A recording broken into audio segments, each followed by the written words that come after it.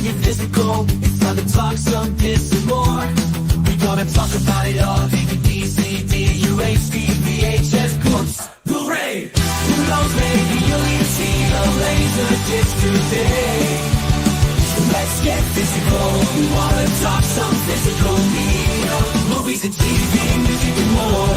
Come check out what we have in store. This is a media house stream. It's time for some physical media on FanZcene. I know it was like really popular because it like won some Oscars and whatever, but Jimmy does that. It's got the Mighty Ducks guy. Got that guy. No! Yes, but no! He's not the Mighty Ducks guy! It's Emilio Estevez! We're the brand.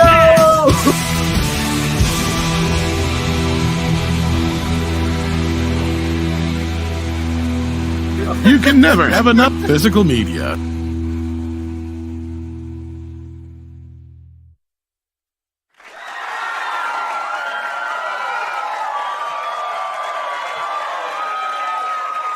Pig. I like turtles. Turtles. Yes, your eyes do not deceive you. For the few that aren't realize we are live yet, but we are live early tonight. Me and Tom Connors here on the Physical Media Show. So welcome, fellas. Make sure you tell everybody out there we're live. I'm sure they'll start coming in here soon. Yes, Tim, we are a bit early tonight. I'm a little sick, under the weather, but you know, me and Tom were here, and we decided to get start a little early. So, welcome, Tom. How you doing? Doing the best I can. How about you? Like I said, I'm a little sick. I might have come down with a little of the COVIDs. So, Oh no. this is only my second time I've ever had it. You know, Wow, this is that sucks. it's way easier this time around than it was the first time around. So, that's what you get for having kids, right? When you send them to school and everybody's getting sick and they bring it home to you. Yeah, they're like a petri dish there. Yep. So, but we're gonna have some fun tonight and talk some physical media. I actually got 5 titles in this week. I was very happy with myself because, hey, being sick ain't all bad when you can lay down and watch some movies, right? So That's true. yeah, so I got 5 in, and I'm excited to talk about one with you, Tom, because spoiler alert, I liked it. Oh wow, good. So, but yeah, I know we don't have a lot of people in the chat yet, but make sure you tell everybody out there. And we got Randall Brad. Hi, how are you? Glad to have you with us. Hello there. Ace Halen. Yes, need more VHS. Yes, we do. What's up, Tim Hayes? Glad to see you. Tyrell72, glad to have you out there. Yes, it's another bit of an early show. They don't happen often, but they do happen. What's up, Cowabunga, dude? Glad to have you with us as well. But you know, we might as well go ahead and talk about some upcoming releases since we're still sort of starting early and other people can come in and check that out when they can. But what was it? What did they announce this week? I got Night of the Juggler here from Kino Lorber. Mm-hmm. Dead of the Night, both coming to 4K. Kino Cult is releasing the Pete Walker Crime Collection. That'll be on Blu-ray. A couple more from Kino. Got Bermuda Triangle, Posse with Kirk Douglas. Both look like they're Blu-ray, standard Blu-ray. And other than that, we got rumors that Fox is gonna. We're getting The Fly and Falling Down. The Fly being a Fox title, so that one's an oddball from Arrow. So we'll see. Though Robert Meyer Burnett had teased some Fox titles would be getting some 4K. So. Well, that actually kind of makes sense, to be honest with you, because once again, the guys over at Shout Factory that spearheaded the Fly box set, and Wasn't I think that even a 4K scan anyway.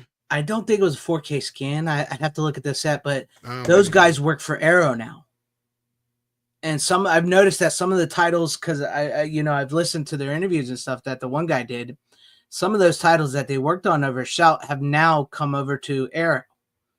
Like I know the Trick or Treat, the 4K, came over from Arrow, and Shout originally did that. So I've noticed some of the titles that those guys themselves have said they worked on are starting to come from Arrow. And I think Falling Down done by Shout at one time. I don't think so. That's a Warner title.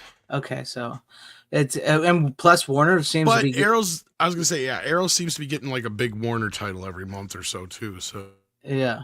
So it looks like we had they're Demolition Man, and I can't remember what's Long Kiss Goodnight was the other one. yeah, and they're getting other Jason movies. Jason Goes to Hell, Jason And those X. two, yep. Yeah. And wouldn't surprise me if they eventually do the Nightmare remake over there as well.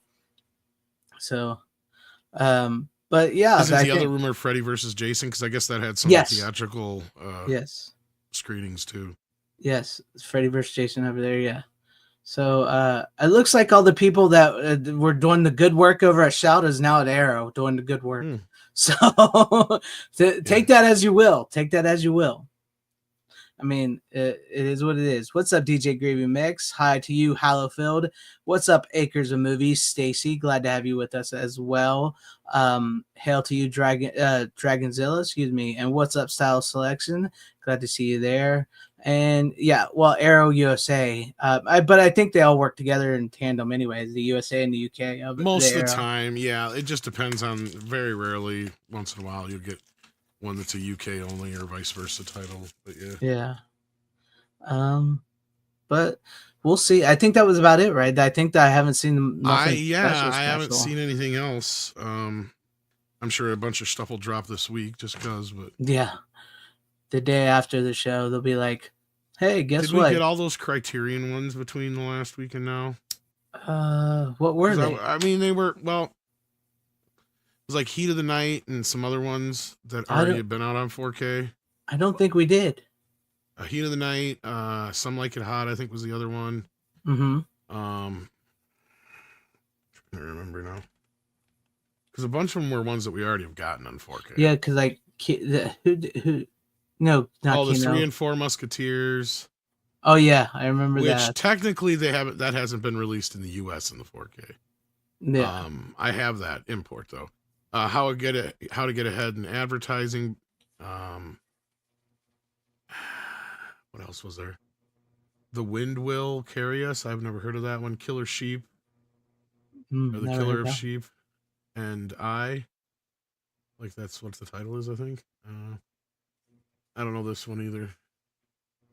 Yeah, so some weird ones, but otherwise ones that we've gotten before or for the first time here in the US in 4K. Yeah. There you go. I know it's funny coming from me, who's considering I made me a funny little avatar where I'm inside the Criterion closet here, but there's not like a whole lot of Criterion I like. They used to be a lot better. They've gotten a little full of themselves. Some of the movies they release anymore just aren't quite up to the caliber they used to be. They don't do anything really new. Right. Like, yeah, they hang on to their special features with like a death grip. Mm-hmm. And it's like, we've bought these so many times now. You got to give us a little bit more than the same old shit. Exactly. Right. I still haven't been able to confirm whether or not they used AI on Seven Samurai, but I mean, I'm almost positive. Yeah, probably. They're almost like the snootier Shout because they're constantly releasing the same stuff. So like Shout. But here we have. I mean, once in a while we get lucky, like when they did Citizen Kane and stuff like that, but that's a rarity anymore. Yeah, that's true. That's true. Hazy Enigma here says the director of Con Air confirmed today on the Reddit AMA that a 4K physical release is going to happen sometime soon. Yeah, we've been hearing about this for a while. I hope it's got both versions on there. Yeah, I hope it does too. They need to release The Rock on 4K and Armageddon on 4K. Well, Armageddon's supposed to be coming, and The Rock are supposed to be coming. Yeah. Again, questionable as far as Armageddon, which version, but yeah. That was one Criterion did back in the day that was actually a really cool one and you didn't expect. It was like, yeah. Huh, okay. I would love to see them put out the 4K of it now, the Criterion 4K of Armageddon, because then it'd be like, yes. Well, they quietly upgraded their DVD to 16 by 9. I don't know if you heard about that. Oh, I did not. Because like the old Criterion was just a straight rip off the Laserdisc, because it was one of their latter Laserdiscs, and at some point they quietly updated it to an anamorphic version. and it's not a horrible quality. So that almost tells me there's got to be at least an HD version of the director's cut out there, because it's kind of what it looked like. Because I bought it because I had it before in the original big chunky case, Yeah. and at some point somebody stole the movie disc. They left the special features disc. I still have that. They stole the movie disc. So I was like, God damn it. Well, and they actually happened to have that version through the Disney Movie Club. Oh, And it was one, I just happened to get it at one point for like $8, I think it was, on some sale. nice. And I just happened to pop it in one day just to see the deleted scenes again, to compare it to the Blu-ray a while back. And I'm like, oh shit, it's in 16:9. I was like, it actually looks like it's a newer kind of, like they just quietly must have did it at some, maybe it was when they switched from the chunky case to the thin case. I don't know, but Maybe they, and they Yeah. just didn't bother to tell anybody. yeah. So, I mean, it's not the most horrible looking DVD in the world anymore. It's not great. I mean, especially Right. since we got a Blu-ray out now, at least, but Yeah. that movie, it'll be interesting to see what they do for the 4K, but we'll get into some of that kind of stuff when we get into these Yes. films. Though Yes, that sir. one was on film at least. So Yeah. Yep. Yes, sir. And yes, if you're talking about the new Sneakers 4K, I will be getting the new Sneakers 4K because I think that's an underrated movie. I actually I was really supposed to enjoyed get a bunch of them this week from Kino that I liked, but I ran out of money, it. like the Uncle Yeah. Buck and all that shit. Yeah. But I gotta get that. But Been there. after I get paid, yes. Yep, me too. What's up, Psychonaut? Your daddy, glad to see you.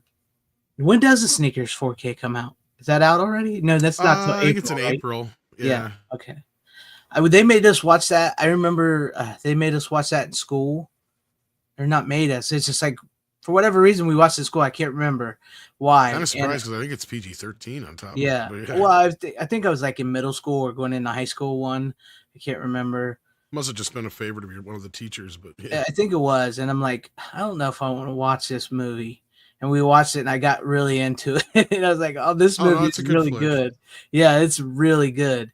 Because I for whatever reason, I had not seen it up until that point, and I don't know why I was hesitant. And then I was watching it. Like, I think me and only other couple kids were the only ones really, really getting into the movie. And it was really good. But yes, I like it. I like it. I'm going to get that. All right, well, let's get cracking. All right, let's get credit. We'll do the one, probably second or third. We'll see. All right. You know? So, but go ahead and choose whatever one you want to do first. Well, let's do this since the week is over. I got this a while back, but I finally got to watch it, and that was My Bloody Valentine in 4K. Blah, blah, blah, blah. And I don't remember, wasn't there like a shot or two missing or something in the unrated Yeah, cut? I don't there's- know if this has been fixed or not ever, but I don't know. I didn't notice if there was. Yeah. So I don't know the difference really. I know. Does that have both cuts of the film on it? Just the theatrical cut's on Blu-ray, but the Okay. 4K one is the unrated cut. I know some people are saying there's scenes missing, but from what I remember, the director says it's been fixed in the. Yeah, I don't know. extended And I cut. don't remember when I bought it to know if I got it right or not. Either Yeah. way, it looks good. There's a bunch of special features I didn't even get a chance to get into. The movie is not that bad, actually. It was kind of surprisingly Yeah, I more liked it. watchable than I anticipated it being, considering how kind of weird the plot is in a way. I mean, it's basically Friday the 13th Mm-hmm. ripoff, with just, I don't know, In Canada. in Canada, eh? Yeah. Mostly likable cast. I mean, I really don't know what to say about it other than, I mean, the basics is there was an accident in a mine, and this one guy who was the sole survivor like went nuts and killed everybody. Mm-hmm. And I mean, I guess kind of the best way to get into this is I also watched the remake as well in 3D.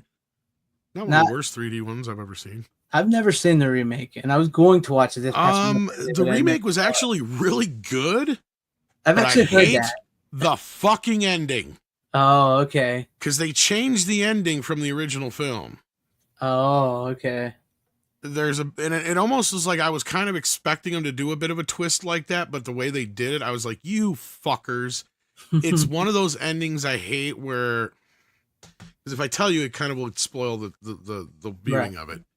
But up until that point, it's actually not a bad remake. I mean, it doesn't like run for verbatim what the original film is, but it does kind of have similar themes and storylines and obviously characters it shares. But then it goes its own direction, but at the same time, it really kind of how do I put this? It really deceives the audience. Oh, is the does best it? way to put it. Yeah. See, I've never, like I said, I've never seen it, but I've heard people actually say it's a good remake of it, underrated. But yeah, I don't know nothing about the ending. I know I've seen the original. I own the original, not the 4K. I have the steelbook that they put up before. I like the original, so I've been hesitant of this one. So This one leads you into believing, okay, so they're going to go basically where the original went, and then there's a little twist, and then they go back through the movie, and you're like, wait a minute, that's just horse shit. oh, I hate when they do that. I do. I hate when they do that. But would you say it's still worth the watch? Yeah, the original's better, though, which is sad, because like I said, the first 2/3 of the film are actually a pretty decent remake, because it came from that era where, you know, the remakes and shit were still pretty decent, and there wasn't a bunch of woke shit or anything like that, so. Yeah.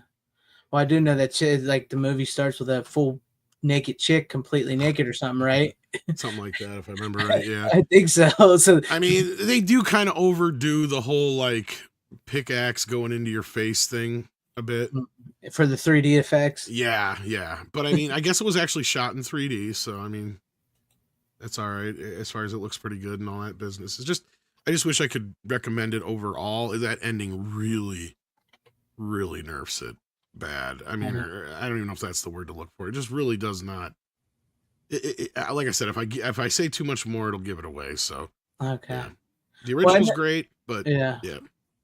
As I say, I know the original ending with the little twist that they have on that. It's actually a pretty clever. You kind of don't see that one coming. You don't see who it's going to be. Yeah, and this movie sets you up to think it's going that way, and then they have a similar twist, but you're just like, really? Yeah. I mean, it feels like it really lets the audience down. I mean, there's a word I'm looking for, but I just can't seem to find it. But yeah, Well, deceives. It is not the word I'm looking for, but it's kind of the closest I can think of. It's really deceiving. It's I'm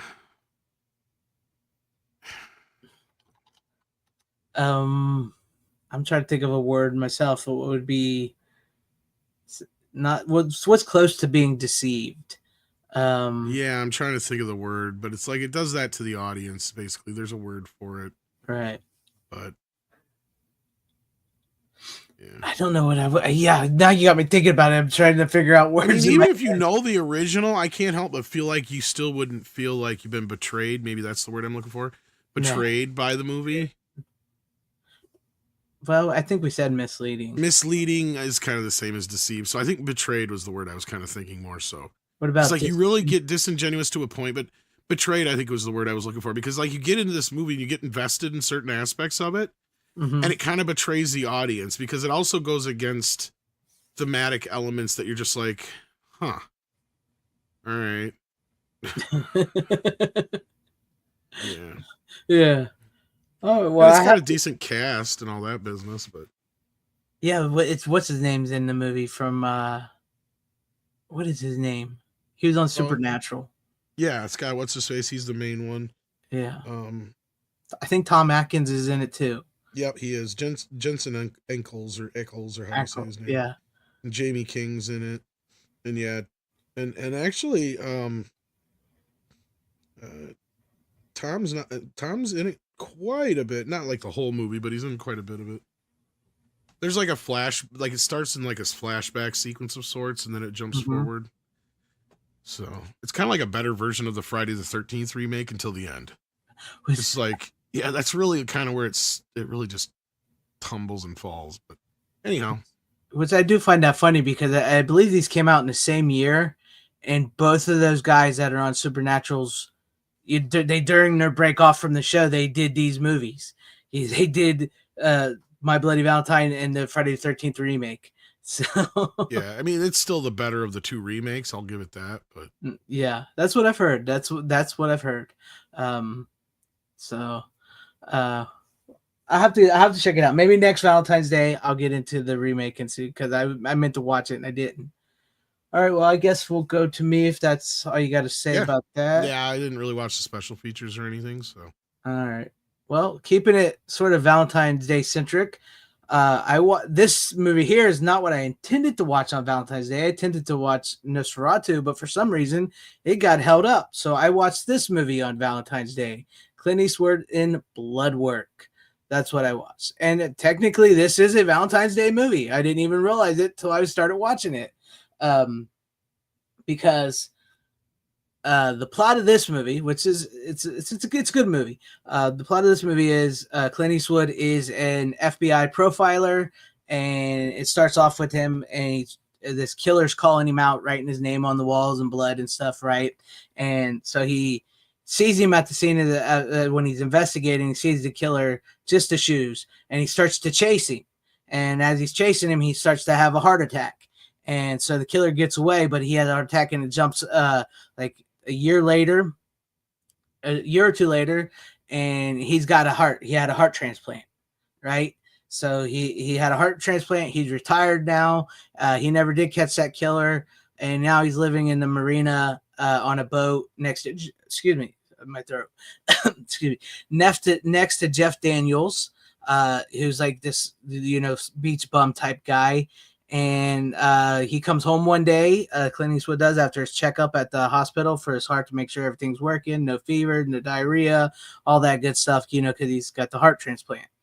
And so he comes home onto his boat, and there's a woman there, and he finds out this woman there wants him to investigate her sister's murder because he's got her sister's heart in him.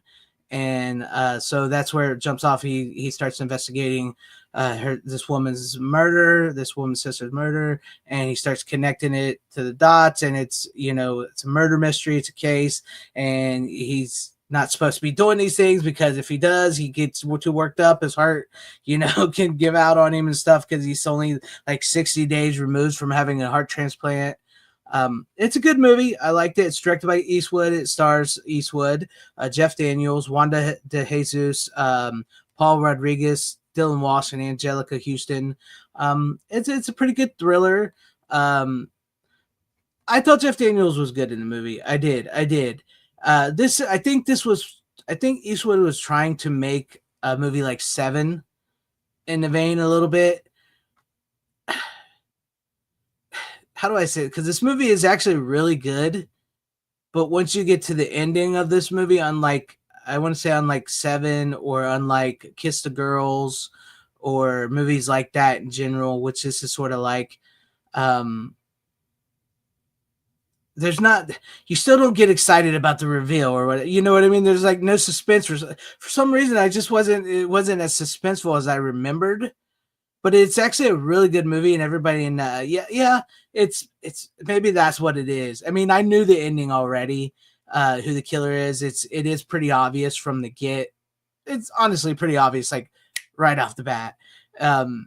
So maybe that's why it is, and like, but all in all, it's a good movie with good performances, and but there is some stuff in it, like, I say Valentine's Day because it takes place around February, and it turns out like the reason he's got the woman's heart is because the guy that killed the girl says Happy Valentine's Day to him, because the killer that's actually killed, this isn't like the reveal of who the killer, but this is a reveal of the motivation. I don't want to spoil it but this is sort of a bit of a spoiler for the motivation of the killer. Is basically the killer was killing people afterwards, after Clint Eastwood had a heart attack, to get him a heart, so he can go back to the cat mouse game that he was having with him beforehand.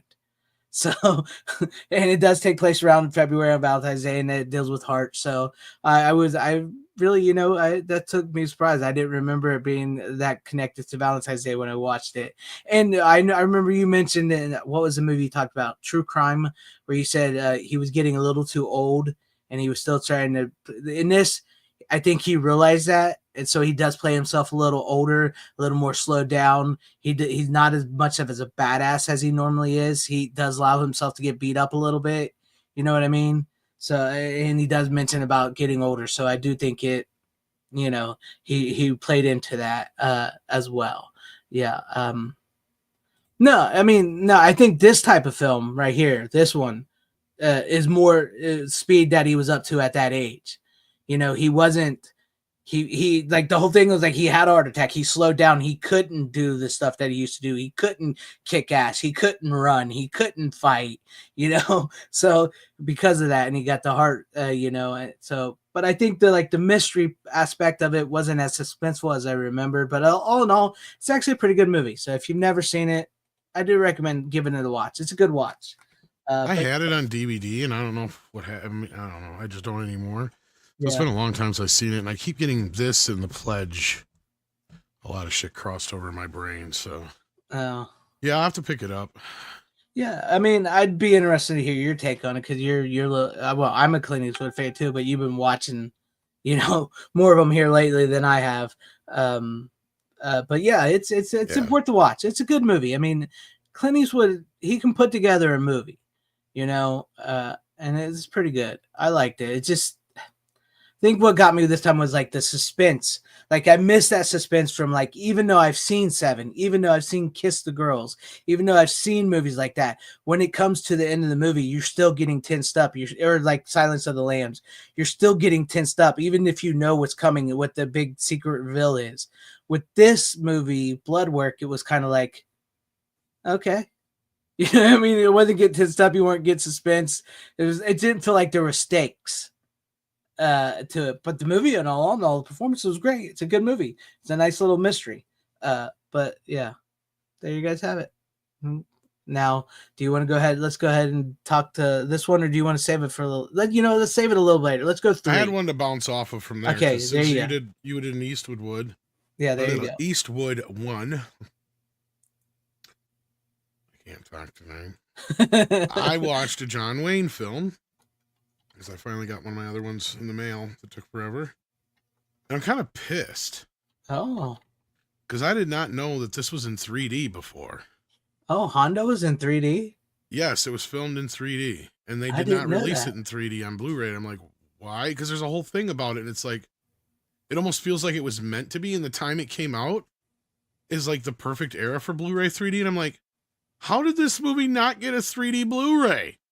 Because it's one of the most famous of the 3D era because it actually made money. And not because it was in 3D so much, but right, just because it was Hondo. And I did watch the Married with Children episode. Well, I finally got the joke. See, I never understood. There's an actual third layer to the joke, and I'm being punny with this. Okay. So for those who may remember, and I never put 2 and 2 together until I saw the making thing of this about it being in 3D. There's a whole like another layer to that Hondo episode. It was in 3D when they showed it on TV. Oh, was it? Yes, that makes sense. It's like, oh my god, duh. Was that the night they did like that special 3D where like all TV shows were 3D? Because they even had the joke in there, like, oh look, Al, Full House is doing an episode in 3D. Yeah. You look ridiculous in those glasses, Peg, or whatever it is he says. Because he was like giving those glasses out at Wendy's and shit for everybody to watch it. Yeah. So like, oh my god, I was like, holy shit, I forgot all about that. And I never knew or drew the because I didn't know that Hondo was in 3D. Or neither did I. So I'm clearly that was their whole. They knew, obviously, because that was part of the joke. Because in the making of, they talk about how this movie came out at the end of the 3D era, and if it wasn't for the fact that they released it in 2D as well. Because it was one of the few 3D films, I guess, to get us both a 2D and a 3D release. that saved the movie. So, like, that was, I guess that might have been part of the joke at the time. Mm-hmm. I don't know why. Oh, they actually showed it on TV as well? Okay, so there you go. That's the other reason why. See, I didn't know that. Yeah. And there was, and the other part of the joke is I didn't realize it was true. There was something to do with the rights to this movie that it had not been on TV for like 17 years. Mm-hmm. So like when Al says that, he's not kidding. Oh, you gotta love Married with Children with that. Yeah, it was a great. I mean, of course, it was one of my more memorable episodes. Just like Peg Hondo's on. Yeah. Then he gets locked in the store because he can't fucking buy his shit because the computer goes down. It's like, oh my god, this is so ahead of its time. This happens all the time now. Anyway, no, and the movie itself. Okay, let's talk about the movie because the movie is decent. Yeah, And it deserves a 4K/3D release because it is an older restoration. It has got so much DNR on it. Like a horrible amount of DNR. So much grain crawling all over the place or still grain or whatever you want to call it. Other than that, though, it looks beautiful as far as picture, as far as the clarity of the colors and all that kind of business. And the fact that it was shot with the weird cameras or whatever, I think also doesn't help. That's probably why they had to do so much DNR because it was overly grainy. like the 3D camera type thing. Yeah. Because they talk about how they had to use the huge cumbersome 3D cameras. And they compared it a lot to the IMAX thing and all that kind of stuff. But anyway, no, it's actually a pretty decent movie. It's kind of a fucked up story. So John Wayne shows up at this farm and he's like a gunslinger and they let him work there for like dinner and I think a horse, if I remember right. It's been like a week since I watched it, so forgive me. But then he finds out that the lady he's there at the farm with is married because she already has a kid. So clearly they were at one time. And she's like, yeah, my husband's off doing something. Well, he's been gone a lot longer than she realizes. And the Indians are getting real aggressive. Although she's got to deal with the Indians because they water their horses there. Basically. So like things are working out for the most part. Hondo takes off after a while. And he runs into the husband of this lady. And he actually ends up killing him. I'm not going to tell all the story because it's context is key with this whole thing. So, and it goes from there. I'm not going to get into any more than that, but yeah, it's a pretty good story. It's really kind of complicated for the time that it came out. It's kind of like, wow, I can't believe they actually, because some of these themes and stuff that's in the film, I was kind of surprised about, especially the way it treated Indians, single mothers, because even though she does have a husband at the time in the beginning, all that kind of is, there's a lot going on in this movie that for the 1950s is pretty progressive. But anyway, I don't know if you've ever seen it or not. Is this the one where he throws the kid in the water? You ain't never learned how to swim? Yeah, I've seen this one. What'd you do that for? It's gotta learn how to swim sometime. Yeah, I know exactly what you're talking about with the mom. And yes, I've seen it. It took me a minute to figure it out, but she's like, go ahead and save him. I can't swim either. And he goes to throw her in. She goes running. Yeah, I remember. Yeah. Yes, that is a good movie. Yes, that is a good John Wayne movie. Yeah, you're not wrong. You're not wrong. I've noticed that with some like older movies myself. When I've gone back and watched them, as like there's sometimes you see themes in those that you didn't see before. And sometimes some of those movies are actually much more ahead of time than the movies we get today, tackling themes that they won't even tackle today. So, yeah, Honda it's a good movie. It's a good movie. But Hondo's on. But Hondo's on, pig. Now, see, I think you've asked this before, right, Barth? I don't think you can choose between them. I think we said this before. It's just they're different. There's too many Growing up, differences. I was more into Clint because, like, to me, it was like John. My dad was more into John Wayne. I was more into Clint Eastwood. It seemed like growing up, and I would watch movies with him, and vice versa. He not that he didn't like Clint Eastwood, but just now, John's got so many movies I've never seen before. I mean, even though I've seen a lot of the basic ones and some of the older ones, I couldn't tell you the names of.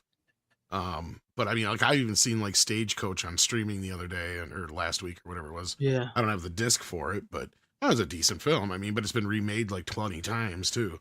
Yeah. But anyway. But no, yeah, I just kind of, not only that, it's just to buy all these movies can get expensive too on top of it all. Yeah. It does. I mean, hey, collecting ain't cheap, folks. Collecting. Well, and I'm getting kind of lucky that Kino's releasing some of them in 4K now, so I'm just kind of holding off on some of them. I just look like, I'll just wait. Yeah, they've been doing pretty good with their Western, especially John Wayne catalog. And well, they just released 3 John Wayne titles. Yeah. Yeah. They did Two Mules for Sister Sarah too. I think you brought on not too long ago from Clint Yeah, Eastwood. they did 3 Clint Eastwood ones not too long ago. They just did 3 Clint Eastwood or John Wayne ones this last week. They already had a few John Wayne ones. I had one that I brought on a while back. It was a show before this. I didn't even realize I had that one from Kino. Yeah. But I mean, I think you can have your preference of it, whether you like John Wayne or Clint Eastwood. Like much similar to Tom. My dad loves John Wayne, so I've seen a lot of John Wayne movies, and a lot of them blend together for me. That's why it takes me a minute to recognize some of them myself. Because that's one issue with John's movies, and this, I'm doing it now as I'm watching them now, and it's like they have so many similar traits to some of them. It's almost like in some cases more so than with the Dollars trilogy.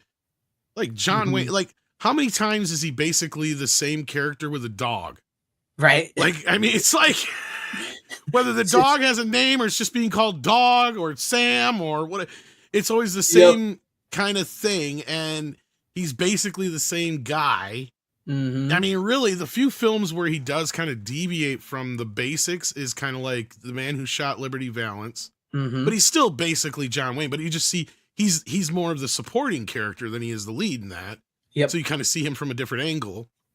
And you know, the last few being like The Shootist and you know some of those like that, like True Grit and whatnot. I mean, even True Grit though is kind of just a more hardcore version of him in a way. Like, I mean, it was almost like, you know, again, like, I don't know, I haven't read the book, but I got to imagine that a lot of what Jeff Bridges brought to that was just Jeff Bridges, you know, just coming up with stuff. But I mean, yeah. I mean that's it. And I've liked Clint Eastwood too. So we watch, you know, so we watched them a lot. My dad loves Westerns, so I've seen so many Westerns. So I would say like, if I had to, I'd say John Wayne is the better traditional cowboy in character wise, like the stoic good guy. Like Tom said, he pretty much plays the same character. That he didn't play too many complicated cowboys. This is one of the few that he did play a little bit more complicated. Honestly, I guess I'd give Hondo a little bit of credit, even though it's very similar to a lot of his other roles. It's still a little. This movie it's the movie more so than the character. Just happens to be a bit more progressive for the time being, for that time, I guess is what I'm trying to say. Yeah. And then like Clint was always a little more lived in the area of gray as a cowboy, where he would do things that not necessarily a good guy would always do, but he would also do them for the good reasons or whatnot. The Cowboys is another one where he's playing a little bit different role. It's similar, but like it's probably, even though he got his Oscar for True Grit, he probably plays a little bit more range in like the Cowboys and Shootist. Because I mean, True Grit is really just John Wayne to the nth degree. Yeah. Basically. But when you get into Cowboys and the Shootist, he's really exploring a little bit more emotional character things that he normally wouldn't, which is also like with Liberty Valance, where you finally get to see him do a little bit more. Because otherwise, you're right. Like, he's this very kind of surface level. He does it kind of like by the book almost. It's kind of, I don't mean to put it like that, but it is kind of in that way that you almost know how to expect that he's going to act, because that's just John Wayne. But when you get to those, especially those 3 titles so far that I've mentioned, that's the more complicated versions of those characters, I guess, is what I'm getting to. And they tend to be the more popular of his movies. So. Yeah. And then where like Clint Eastwood was much more successful in parlaying out of Westerns. Right. And going into like, because John Wayne tried to do movies like Clint Eastwood too as well. You know, what was that? He did the World War. Was it a World War movie? That was. Wayne had a pretty good run with war movies. It was when he tried to do like the cop movies. And other stuff when he started chasing Clint Eastwood. That's when he kind of. He was never. He can never break out of the cowboy mold. Cowboy or war hero is kind of his domain. And then Clint Eastwood was able to break out of that mold, and we see Clint Eastwood. You know, I mean, it's basically Clint Eastwood, but he was able to find a way to make that character fit in other places to where John Wayne almost felt like a man out of time when he's trying to play a modern cop, or Mm-hmm. Mm-hmm. you know, that was the thing. And it's not his fault. It's just that it was the range of his character. He was kind of personified, and we've seen him so much as the cowboy. That's probably another reason, or the war hero, which was why it was so weird or difficult to see him in anything else. Mm-hmm. I mean, yeah. That's true. But I mean, they're both. I guess it really depends, Brian Barth and everybody out there, who you guys either grew up with, or who you yourself connect with, or whatever, pulls you that way. I like them both personally. I like them both. So, and I can't. There's some John Wayne westerns movies I like better than Clint Eastwood western movies. There's some Clint Eastwood western movies I like better than John Wayne western movies. Yep, same here. Yeah. So, all right. What's up, Steven? Salute to you. Speaking sort of Clint Eastwood, this is not a Western, but I'll get to the Clint Eastwood connection here in a minute. Now, I have brought this one on before. It's when you brought on the Conan movies, but to be fair, I actually had not watched it when I brought it on. I just brought it on to sort of connect to the Conan movies. And after I saw Nerdrotic post about it, I decided to rewatch Solomon Kane. I should have watched it. Oh, did you finally get it? Yeah, I've had it for a little bit. Oh, I didn't know if you got it or not. So I rewatched Solomon Kane. And as far as what I mean about Clint Eastwood connection, so I'm watching this, right? And I'm going, because I had never noticed it before, but this time I'm watching it, and I guess maybe because I had just watched Bloodwork, I'm going, this guy's doing Clint Eastwood. James Purefoy. I'm watching him like, he's doing Clint Eastwood. So I watched the special features. Legitimately, the first thing he says, I was always a big fan of Clint Eastwood. So I really liked his character, the way he did his characters with the no names and everything. I said, that explains it. I was watching the movie and I was like, he's doing Clint Eastwood, because it never struck me till this time around. But yeah, I rewatched this. It's been a few years since I watched this. And like I said, I don't know much about the Solomon Kane himself. Other more, I know a little more about Conan from that side of things. But this is a very great movie. It's very underrated. It's I know you guys did a great video on Red Sonja and how it's sort of turning into what happened to this movie. So I know you guys did a video of that over there at Midnight's Edge. But this deserved a sequel. I don't often say movies need a sequel, but this needs a sequel. This is a great origin story for the character of Solomon Kane. So if you're familiar with Robert E. Howard's poems and stories of this character, this gives a really great setup to the movie. It's very, what also really got me this time around after watching it, because it has been a few years, is I didn't realize how dark it was. And it does get pretty dark, and I liked it. And I liked the story. I like James Purefoy, whatever his name is. He plays this character really well. It's essentially about this man named Solomon Kane, who was like, as the movie starts off, right, like showing you how he's just this badass evil character, sort of. He's just killing and murdering and hunting for treasure. And he, in the beginning of the movie, he's found this treasure that he's been looking for, and then like this specter, like a Grim Reaper type figure, comes up, and he's like, it tells him, he says, hey, I'm a servant from the devil, I'm from hell, we've come to collect your soul for all the evil you've done. And he's like, nope, you're not getting my soul. Well, it's a little more dramatic and not as funny as that, but he bounces and he goes and stays at a church, and hides himself, and starts to working on redeeming himself. Sorry, excuse me, I got a cough drop in, so I don't start coughing. And so he starts to want to redeem himself, and like the church is like, hey, you can't stay here any longer. It's time for you to go out and, make your peace. And he's like, well, if I go out, the devil's going to get my soul. And he's like, no, trust in God. It's your time. This is your journey. So he leaves the place, the monastery. That's the word I'm looking for, the monastery. So he leaves there, and he sets out, and he meets this Puritan family. And so like they sort of take him in. They make his famous outfit that he has. It's Puritan outfit because he's a Puritan. And so he's renounced violence and everything. And then there's just darkness, this evil that's rising. And they attack this family that he's got into. And he's like, hey, is this what you want, God? Because I've denounced this. I'm trying to save my soul. if I kill now, the devil's going to come get me. But killing is like the only way to help save this family. And so he starts, fight back and killing everything. And so then they take the daughter, and he's like, the father tells him, he's like, Solomon, if you save our daughter, your soul will be, you will no longer be damned. You'll be saved. I know this to be true. God tells me. And so that's where the journey sets out. And I don't want to spoil any more than that, because that sets forth the path of Solomon Kane. And this is a really, really good movie. The only thing I would say for most people out there that may not like is like some of the CG is a little dated. I mean, this wasn't a big budget movie to begin with. But other than that, it's great acting, great cast. Max von Sydow's in it. The guy from Game of Thrones is in it. That's what do they call him? The Hound. I think that was his name on Game of Thrones. He makes an appearance in the movie. The Borg Queen is in the movie.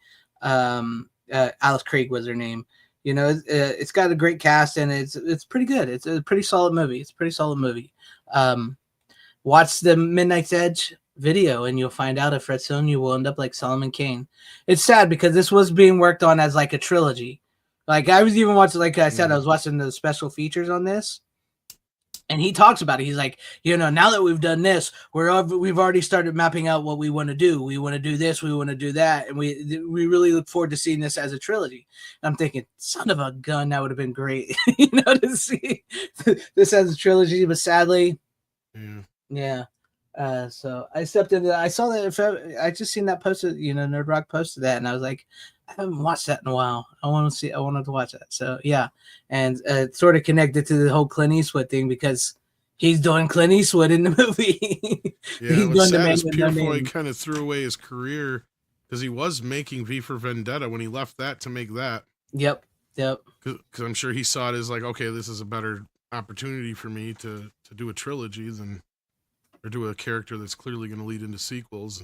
And yeah, and a better work out. Yeah, better acting. But yeah, sadly. Oh, but there you go. That was it's a really good movie though. Damn, it is a really good movie. Really good, sadly. There's a few places I can go after that, actually. You can go to something else, or we can do the one we got together. It's up to you. I can go to a few after that, actually. All right, well, go ahead. You know what, though? This is probably the closest to that. So I got the 20th anniversary. Oh, you mother! I was going to get that next week. I was going to bring it on. I also have this here. Yes. So yeah, no. They actually went back to the film negative, even though this originally had a 2K digital intermediate. So a good portion of it, or most of it, is scanned from the negative, and it looks pretty good. It's not one I'd write home about, but it definitely looks pretty good. Some of the scenes, of course, just don't. Yeah, with the digital. Yeah, but they're not as bad as Blade. So I wouldn't say. That's a good thing. Yeah. And honestly, watching the making of, I was surprised how much was actually physical effects just enhanced by CGI. But no, I mean, this movie, obviously it's, for those who know the comic, I'm not as familiar with it, Hellblazer, it's kind of a poor adaptation of that, but it's still made, it just goes to show you how, as long as you stick with the similar themes and what makes the things great about the original, you can kind of still make something decent off of that. And yeah, I mean, Keanu Reeves' Constantine is kind of almost its own thing. It has gained such a cult following over the years, and they talk a little bit about that in the reunion making of they have on here. And I mean, I'll tell you what, I'm pretty convinced that Keanu Reeves probably worked out that sequel deal with the Matrix or something, because he clearly loves this character. Oh yeah. And I've seen him talk about every one of his movies he's ever been in, from John Wick to the Matrix to Bill and Ted. And he is like a little kid in a candy store. I have never seen Keanu Reeves like this, the way he talks about Constantine and how much he loved this. Yeah. And how much he really wants to make the other one. Like he had, like, you could tell he really loved this. Yeah. It's really cool to see him be so into it. And the movie itself is really, really good if you haven't seen it. I do suggest you check it out. But yeah, I mean, Keanu Reeves is basically like this, for lack of a better term, kind of like a Ghostbuster almost. To be honest, you went off this Solomon Kane very well, because Solomon Kane is essentially Constantine. It's the same story. So almost. like that's what I said. I kind of knew exactly where to. I mean, you'll see what I meant by the other titles I have here, where I could have gone about 2 or 3 different directions, but this was clearly the obvious one to go to. Because and the catch of the film is actually pretty clever, and the beauty of it is it's a really well done, self-contained story, but it exists in a world that clearly is lived in and has had a lot happen in it before we've gotten here, and will have a lot more happen after we leave. But it doesn't matter, right? Like the big story elements are here, the things you need to know about are here, the idea of what Constantine is and what he does and what his goals are here. At least in this story form, I guess, for lack of a better way of putting it. Right. But no, Keanu Reeves, this is one of his better films. You got Tilda, is it Tilda Swinton or what's her Tilda name? Swinton plays Tilda Swinton's Gabriel. in it as Gabriel, the angel. And you got one of the greatest devils ever. Yes. And what's his face? Is it Stormar? Yeah, Stormar, or however you say his name. Yeah. And then you got Rachel Weisz in here as the main chick. And you even got the new Pa Kent in here as Keanu's sidekick, priest, and all that business.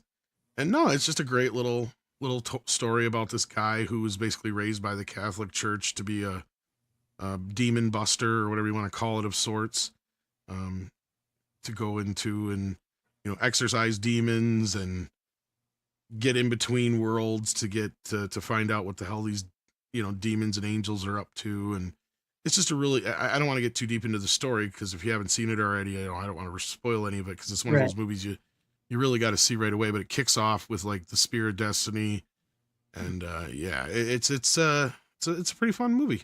It is. I love this movie. I'm probably going to have it on here next week. I didn't get the Steelbook, so you can talk more about it then too. Yeah.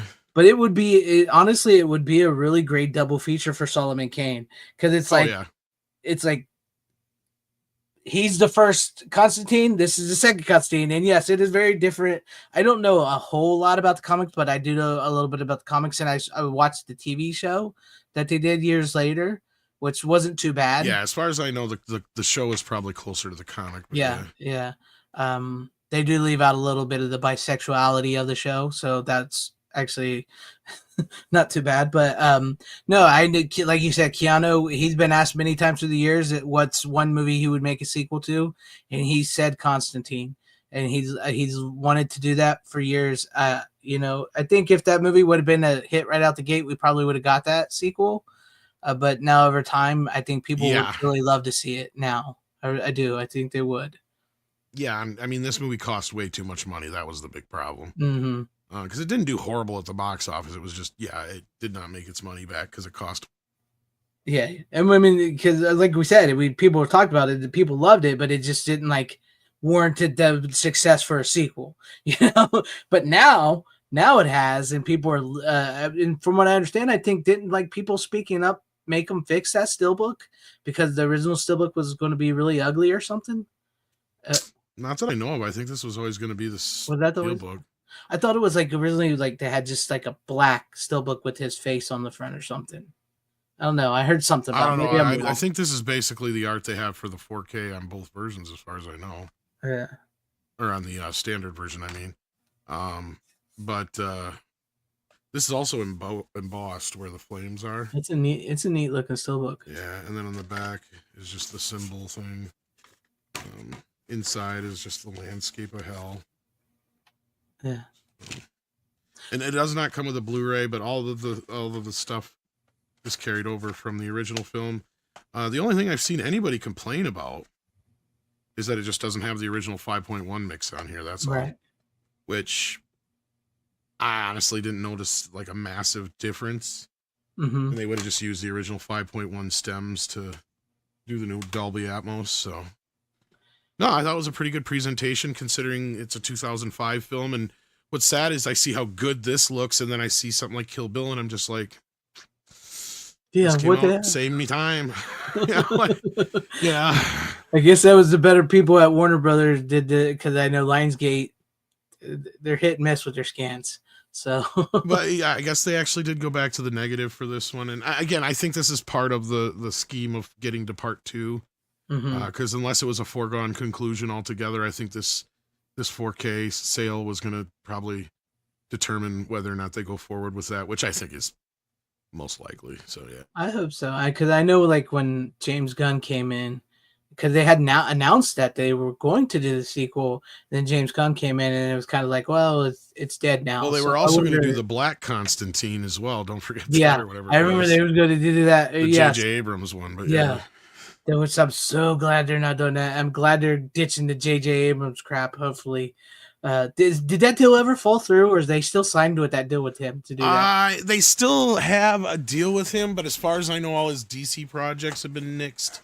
Good, thank God. But yeah, but like the thing with Keanu, even if he didn't use like the Matrix 4 to get this deal done, he's got to be cashing in all his favorite chips, I Yeah, imagine. But at the same time, Warner Brothers is probably pretty silly if they don't. And again, I'm almost positive that this Blu-ray has something to do with it because the director and Keanu have both come out in the last week and said that the script is done and it's great and they're all excited and yeah. that's good. I would like to see that. To be honest with you, I'd much rather see Keanu do Constantine 2 than another John Wick, because that Well, that fourth movie sucked. I'm sorry, it sucked. sounds like the next few years are going to be John Wick, Bill and Ted in this, so we'll see. I kind of hope he'd give up I on don't know John for Wick. sure if Bill and Ted will happen or not yet. That's probably got the least chance, but If we'll they can see. redeem themselves in a fourth Bill and Ted from that third one, that'd be great. But no more John Wick. Unfortunately, too many people involved with Bill and Ted are so overly woke now that I don't know. Sadly, especially Bill is just. Ugh. Yeah, It's like, how does the guy that made Freaked become that? I don't know. I wish I knew an answer to that. But all right, exactly. yeah. I mean, we'll talk more about that next week. It sounds. Yeah, like, you so. probably will, because I'll have it as long as I get it on time. And the one we have tonight together, I wish I would have got the steelbook, because I'll tell you when we get to that. But I'll do one more before we do that. Sort of continuing my journey after I watched Solomon Kane and keeping it sort of in the same world. Now this one I had brought on a few years ago. I watched Call the Conqueror with Kevin Sorbo afterwards. So, yeah. Which is funny because the original Conan has a Call the Conqueror villain in it. But yeah. Yes. And this was actually supposed to be Conan Part 3, but Kevin Sorbo said he wasn't never going to step in Arnold's shoes, so they made it a Cole movie. So, because it's basically That or was a rights thing, maybe too. Yeah. Yeah. But on the flip side to Solomon Kane, because like I said, I watched some of the special features, like they make sure to mention that in the Solomon Kane special features, they wanted to take this very seriously. They wanted to feel like this is a world that's lived in. They didn't want to be like looking at the camera and winking like, huh? Where Call the Conqueror legitimately does all that stuff. It doesn't take the world seriously. They're constantly looking at the camera and making jokes and stuff like that. And but it's a fun movie. It's not I can't say it's a great movie, you know what I mean? But it's a fun movie to watch. It's when that guitar kicks in when they're doing the battles, because it's got like the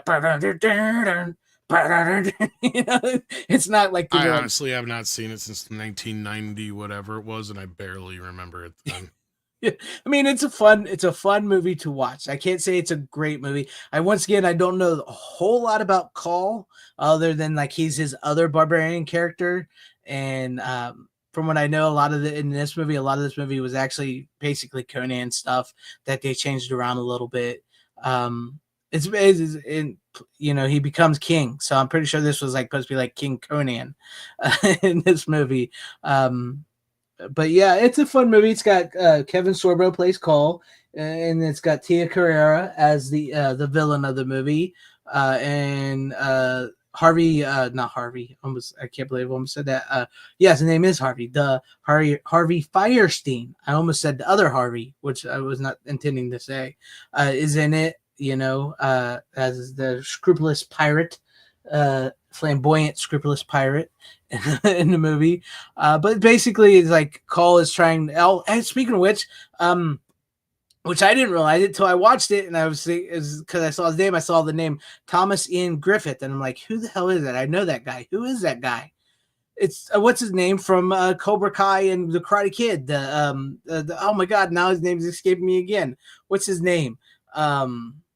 Terry Silver. Terry Silver. Yes, I wanted to say Silver, and I don't know why. But yeah, he's another one of the other bad guys in the movie. But he's got like a blonde mullet and a blonde beard. So it like took me a minute to recognize him because I saw his name, and then I was like, okay, where's he at? And then I was like, oh shit, that's him.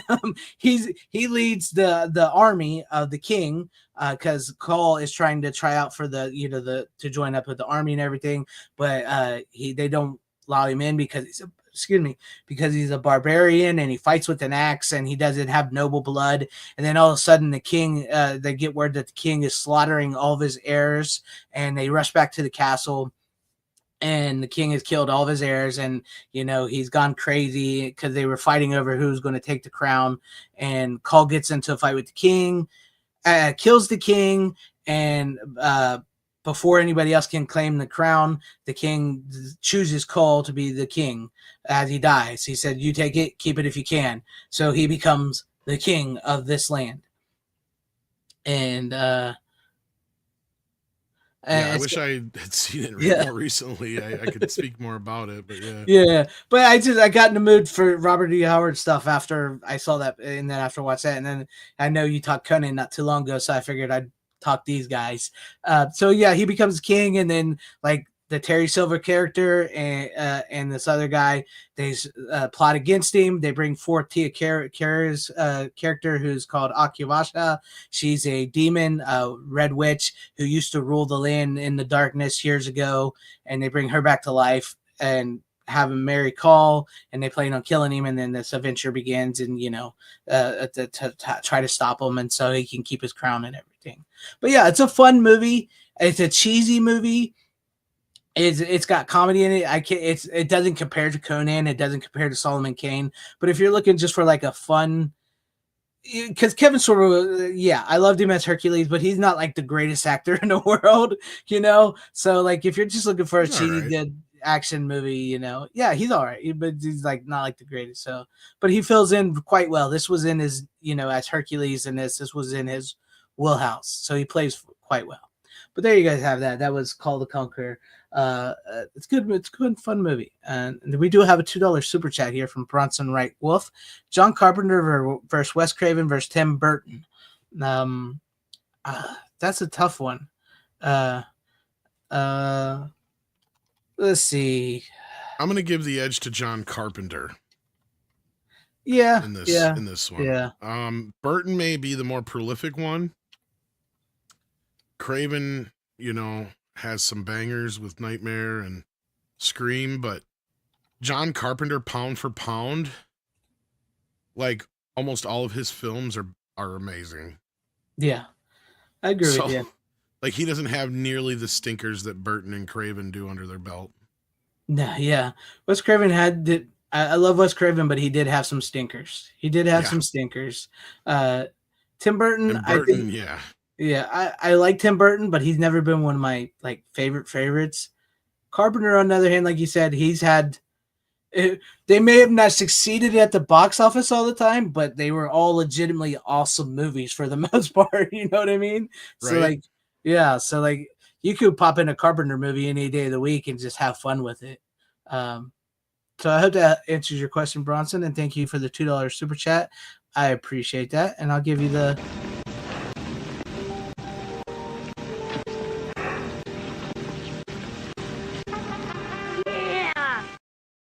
And that actually leads perfectly into my next pick, I guess. All right, there we go. Speaking of John Carpenter, and probably his last good movie, and the last movie anybody really considers when they think about him. But what a way to go out! And I mean, it really kind of ties into the movie that we were just talking about, Constantine, and it's not so much Call, but Solomon Kane. Yeah, Solomon Kane. And that is vampires, and of course I've got the new 4K one from Shit Factory. And I even have all the way back to the to the DVD. OG original flipper disc that has full screen on one side, one wide on the other. And it looks pretty nappy, but it is old. So I what are can you go gonna back do? further. I have the VHS. Do you? Well, Yes. this I think came out at the same time, if I remember Yes, right. I believe so. Yeah. But as far as picture wise, this looks amazing. There is no new special features. In fact, it's actually missing the isolated score from this version. But otherwise, as far as I can tell, everything else has been carried over. But I mean, this movie is fucking brilliant. And speaking of Thomas Ian Griffith, Yes. Yeah, he's the bad guy in that movie. he's the first vampire. Yes. Man, that guy made a career out of making bad guys, and you don't even realize And it's watching Terry him in the Silva. making of, he seems like he's got to be one of the coolest guys to possibly hang out with. Right? Like, he seems nothing like any of the characters he plays. He seems like such like a surfer dude teddy bear guy Mhm. that I bet you he is just like probably one of the coolest guys ever. I mean, to be honest with you, he seemed pretty cool and cool, even as the bad guy. Like, he seemed like a pretty cool guy. He's got the blonde mullet and the beard and shit. So, I Well, mean, even Terry Silver, as diabolical Yeah, as he exactly. is, he's likable. Like, that's the Exactly. problem. but no, like, yeah, go ahead. But no, I mean, great film. James Woods, for the first Yes. time, gets to be an action star. And John finally got to make his Western. Yes, he did. He did. Oh, and this movie is great. I've never got to read the novel that it's based on, but this is just a really excellent film, and it's about a vampire slayer raised by the Catholic Church. It's same thing as Constantine was a little different, but I got those two mixed up. That's the thing. Two of them are so similar. He Yeah. was the one that was raised by the Catholic Church. Constantine wasn't. Yeah. Constantine just lost his faith, or he didn't lose his faith, but he killed somebody. So himself. Yeah. Yeah. Yeah. That's right. They blend I together, forgot. but they're great. I got them. movies. Yeah, that's the problem. All these movies, but now we got to make it a triple feature. Yeah. But yeah, no, it's a It's great actually a fucking pretty damn flick. good triple feature. Now. Yeah, it's got Adam Baldwin in it as well, who's got a great part in it because he's his right hand man, but he's also hiding the fact that he's been bitten and he's turning into a vampire, which also kind of plays into to Jack's whole another character from John Carpenter named Jack, no less. Yeah. His whole thing, because his parents were killed his dad was bit by a vampire, and then his dad killed his mother. And I'm giving away most of the movie, but it's a great fucking movie. I imagine most of y'all have seen it already. I mean, it's just a good fucking flick, and it's probably one of James Woods' best roles ever. I mean, he's chewing the scenery. You can tell he loves it.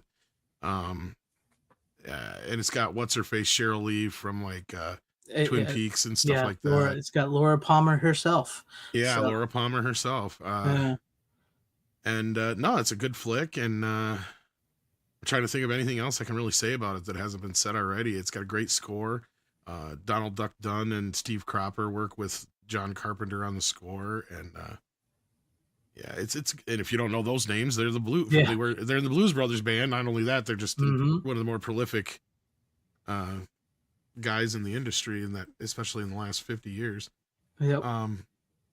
But no, it's a great fucking flick. It's kind of, if you kind of ignore Ghosts of Mars and everything after this, it's kind of the greatest way to kind of cap off John Carpenter's films.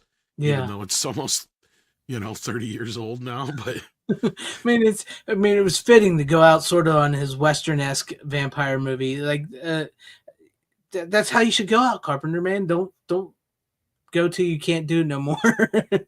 Nobody it is so much like a Ford Hawk kind of Western mixed with, the things that make John Carpenter. Yeah. It's a good, man. I have to get this movie now. I forgot the 4K was coming out from Ship Factory because I haven't really gone to their stuff lately. Yeah, I didn't. I don't blame you, Tom. I don't blame you.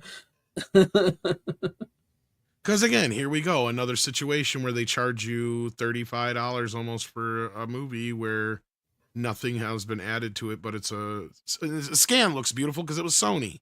Yeah.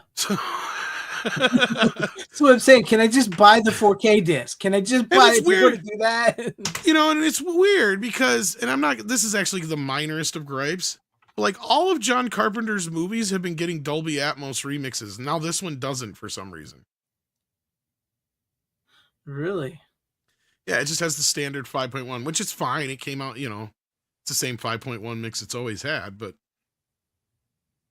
it's just like you would think, this one almost screams for a Dolby Atmos mix. That's a guy. I mean, especially when they're doing that one scene with the vampires when they're in the house area. That would.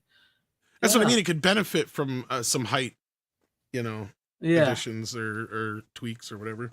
You wouldn't even really have to do much. That's it. Yeah, just find spots where there's clearly some stuff going on, and it's not like they have to go through a bunch of crap. I'm sure they have all the original stems. So yeah. Void King, if you've never seen this and you're a Carpenter fan, do yourself a favor. This is an excellent It's the last movie. pure Carpenter film. Yes, it's excellent. You need to see it. From the first frame to the last, it's the last pure Carpenter movie. Mm-hmm.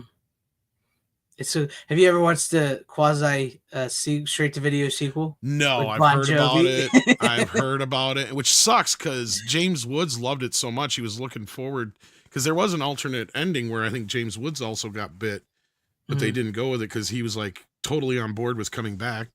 But of course, the movie didn't do as well as they were hoping. Yeah. But what's funny is it does have John Carpenter's biggest opening of all time. Mm-hmm. Believe it or not.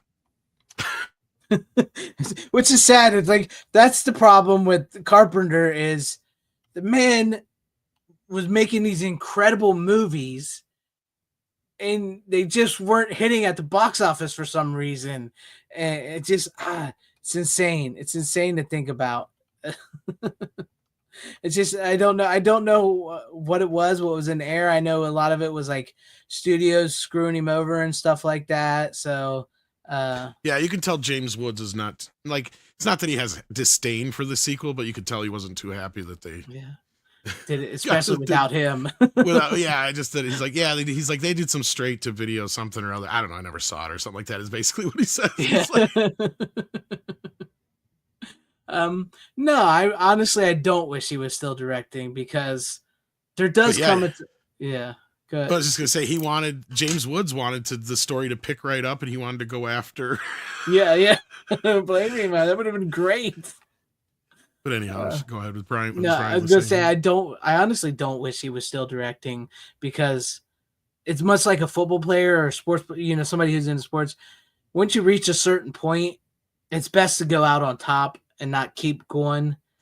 Yeah, it's maybe kind of one of the ones that supports the idea of Tarantino saying I only want to do so many movies and then I want to quit. But you were saying something else. I'm sorry. No, I was gonna say that. Yeah, something similar to that. I mean, you get out before you get to the point. I'm like, maybe I would like to see him do one more if he could do it, but you don't want to see like your favorite player come back out and just, I mean, we already seen what he did with Ghost of Mars and The Ward. Right. So he had opportunities to direct like the last few Halloween films, H2O being one of them. Mm-hmm. And the only reason he didn't do H2O is they didn't want to pay him the $10 million he wanted. Yeah. After screwing him out of the Halloween money for all those years. Yeah.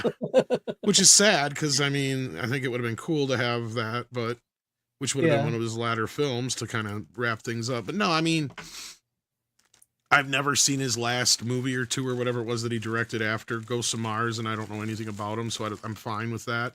I've never heard anything good about them, so I'm assuming they're not even that great or anything special, so whatever. And Ghosts of Mars was literally like you could tell it was just a work for hire paycheck kind of thing. Mm-hmm. And really just, it sucks. It's such a bad movie. I mean, he's phoning it in, and he just wants to retire, smoke weed, and watch movies and play video games. Yeah, that's all he wants to do. I mean, like, we played that one clip. Like, he's fine with it. Like, all those directors getting together, Master of Horrors, he's like, screw this shit. These guys are all dicks anyways. Go home and smoke weed and play Xbox. That's all he needs to do. So, I mean, a lot of these other guys that were poser hippies, he's the real deal. Yeah. And I was just really, honestly, I really found it funny because we all know he's a lefty, but like some of his best friends in Hollywood are righties. or right adjacent, like with what's Kurt Russell, and He's I'm an sure old school lefty, though. That's what I yeah, mean. he's like old school. He can work with anybody and not get offended like people today. Like, I will never work with this person because that's James Woods, So, but no, he's great, and I need to see Vampires Now. I haven't. That's another one. You got me wanting to see Constantine and Vampires Now. Constantine I can afford. Vampires, on the other hand, I'm not ready to spend $30. Yeah, I'd wait for it to go on sale. Yeah, that's basically cheap. what I've been doing. Is kind of just waiting for the shout ones to usually go on sale. I think I got this for like a 27, which is like $5 off, but still not too bad. But yeah, that's still a little rich. Mm-hmm. But hey, I'm not going to complain too much. It's just I don't like giving Shout Factory. That's the part I don't like. I don't blame fuckers. you. I don't blame you. All right, so I don't know if you had another one you wanted to do then. Yeah, and this is going to bring down the show because everybody seems to have liked every title that we brought on tonight. Oh no! And this one's going to bring down the show pretty bad. I'll save it afterwards. Don't worry. Yeah. What's up, Rick Johnson? Just in time to see Rick. the shittiest title of the night. This was a little bit of a leftover. I mean, once we got into roll with what we were talking about, this was sort of a little bit of a leftover from Valentine's Day. Don't be mad at me, people. I'm sorry, but I watched Mannequin 2 on the move. Oh, nobody's mad at you for that. So, I know, but it's like so out of place. It is a very bad sequel, though. It is a very bad sequel. But it's so out of place. We're like talking Keanu, Clint Eastwood, Constantine, vampires, John James Wood. Oh yeah, here's William Ragsdale and Christy Swanson and Meshack. What's his name? Meshack, whatever. Taylor in Mannequin 2 on the move. You are one sick puppy. One sick puppy. No, I didn't. But I watched last week. I watched the first Mannequin, and I hadn't watched the second one in years. And I had the Blu-ray. I've had the Blu-rays, and I was like, let's bite the bullet and do it. And I think the only reason I bought that, and I think I got it on sale. That was the only reason I did. Yeah. Matter of fact, I think these are sort of, if you can, because these are Olive, and Olive is no longer. Yeah, I think they're a little bit more out of print. Yeah. Yeah, so I think they're pretty cheap on Amazon. Well, maybe not cheap, but probably the cheapest they've been in a long time. Because they're gone. Once they're gone, they're gone. You ain't getting them no more from Olive unless somebody else gets them. I know, that's what's been bothering me about it, because I've seen a lot of them pop up on the sale deal, and it's like, they're still not cheap. They're cheaper. Yeah, they're it's cheaper. Like, do you want to take a chance? Because then chances are some of these movies have already been picked up by other companies. Yeah, some of them have. So, I mean, the chances are pretty good that most of them are probably, not all of them though. That's the thing, is which ones are not. Right. And I know like Mannequin probably has a good chance of being re-released, but I don't know about Mannequin 2. Yeah. I mean, if you want to be the completist, and if you do like this, I won't lie. It's Shout Factory's the only one who'd take a chance on something like that. Yeah, maybe Kino. You never know. They put out some like. No, Kino would actually. You're not wrong. Yeah. But see, they wouldn't charge fucking $20 for fucking Mannequin 2. Yeah, they'd be like $15, and then it'd go on sale for like $5. So. But yeah, I won't lie, it's not a great movie, but I don't hate it. You know what I mean? After watching it this time around, Christy Swanson is it almost feels like it was another movie that was like similar to Mannequin, and they just repurposed the script. That's what I was about to say, because and made it a Mannequin movie, because that's all I remember about it, is it's like so far from the mothership, but yet it's got similar elements to it and a character that's the same. That's it. Otherwise, it's kind of like its own thing in a weird way. Yeah, it's almost like Pretty Woman, like a fish out of hell type of thing. I was noticing it watching this time because, like, with her and like at the department store, whatever, she comes to life. It's like, oh, I've never been to this, and it's not like the other Mannequin where he can only see her, and like with Kim Cattrall, she was like a world traveler. She knew everything. She lived for 4,000 years, and so she knew everything. Whereas like Christy Swanson was frozen in the past by a necklace, right.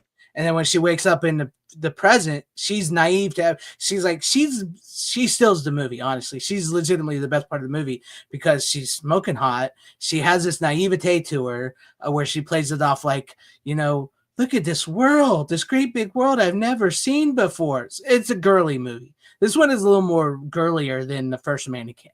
You know what I mean? So that's why I get where you're coming from. It does feel like maybe like the parts with her and him and how she comes alive and doesn't really understand what's going on in the big world. And then like they have this whole like shopping montage. That's how I said like Pretty Woman, like when she discovers she can charge things to the store and starts buying all this and like this Pretty Woman shopping montage.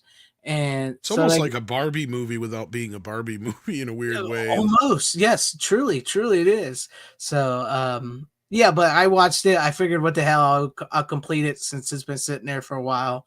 So that's really, I mean, William Ragsdale was all right in the movie. Terry Kaiser, who played from Weekend at Bernie, he's in the movie as the bad guy. You know, he's a Couch Pretzel from something. I can't even pronounce the place. So yeah, that's the problem with it, is you can tell they spent a little bit more money on this one than they did the first one, I think. Mm-hmm. It's more polished. A little bit more polished in that sense. It's got a decent cast all around. It was just kind of like, did anybody really ask for a mannequin too? Exactly. And it might have been better if it wasn't a mannequin. Or like we just said, they just happen to have this script and they're like, you know what? Yeah. This is so similar to Mannequin. If you just throw that gay guy in here, yeah, I think we can call this Mannequin too. Yeah. But we'll do it TOO. Yeah. Also, like Teen Wolf too, right? No. Exactly. You'll learn quickly. Like if there's that's got to be a video in the making somewhere. Maybe I should work on that. Like anything that has TOO in the title is guaranteed to suck.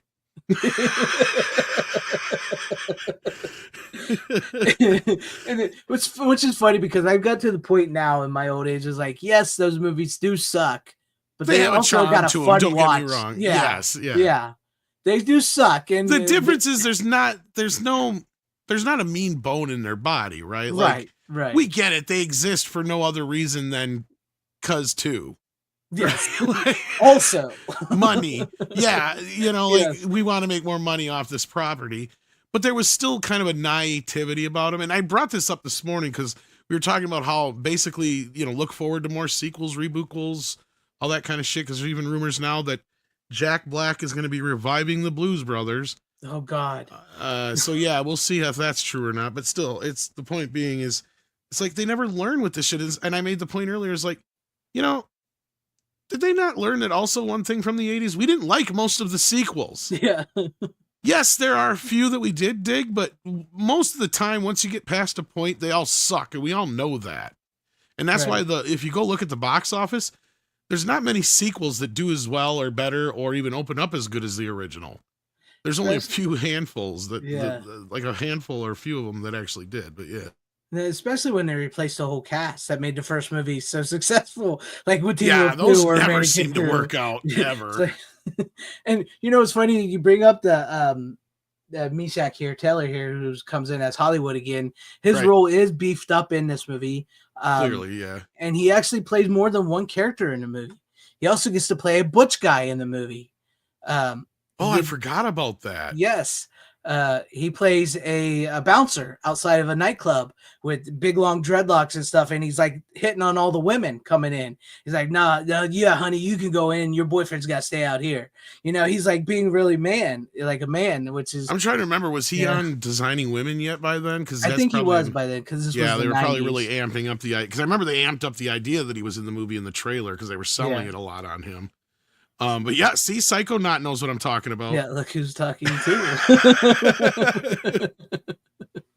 Yeah, but no, yeah, he plays that guy, and then he's like, when he sees Kirsty Swanson, he's like, "Oh, you can come on in, honey," and he lets William Ragsdale go on with her. But yeah, like so he plays that role, and the role of Hollywood is beefed up a whole lot more. Like he knows everything, he's part of it, and like they even put in a line there.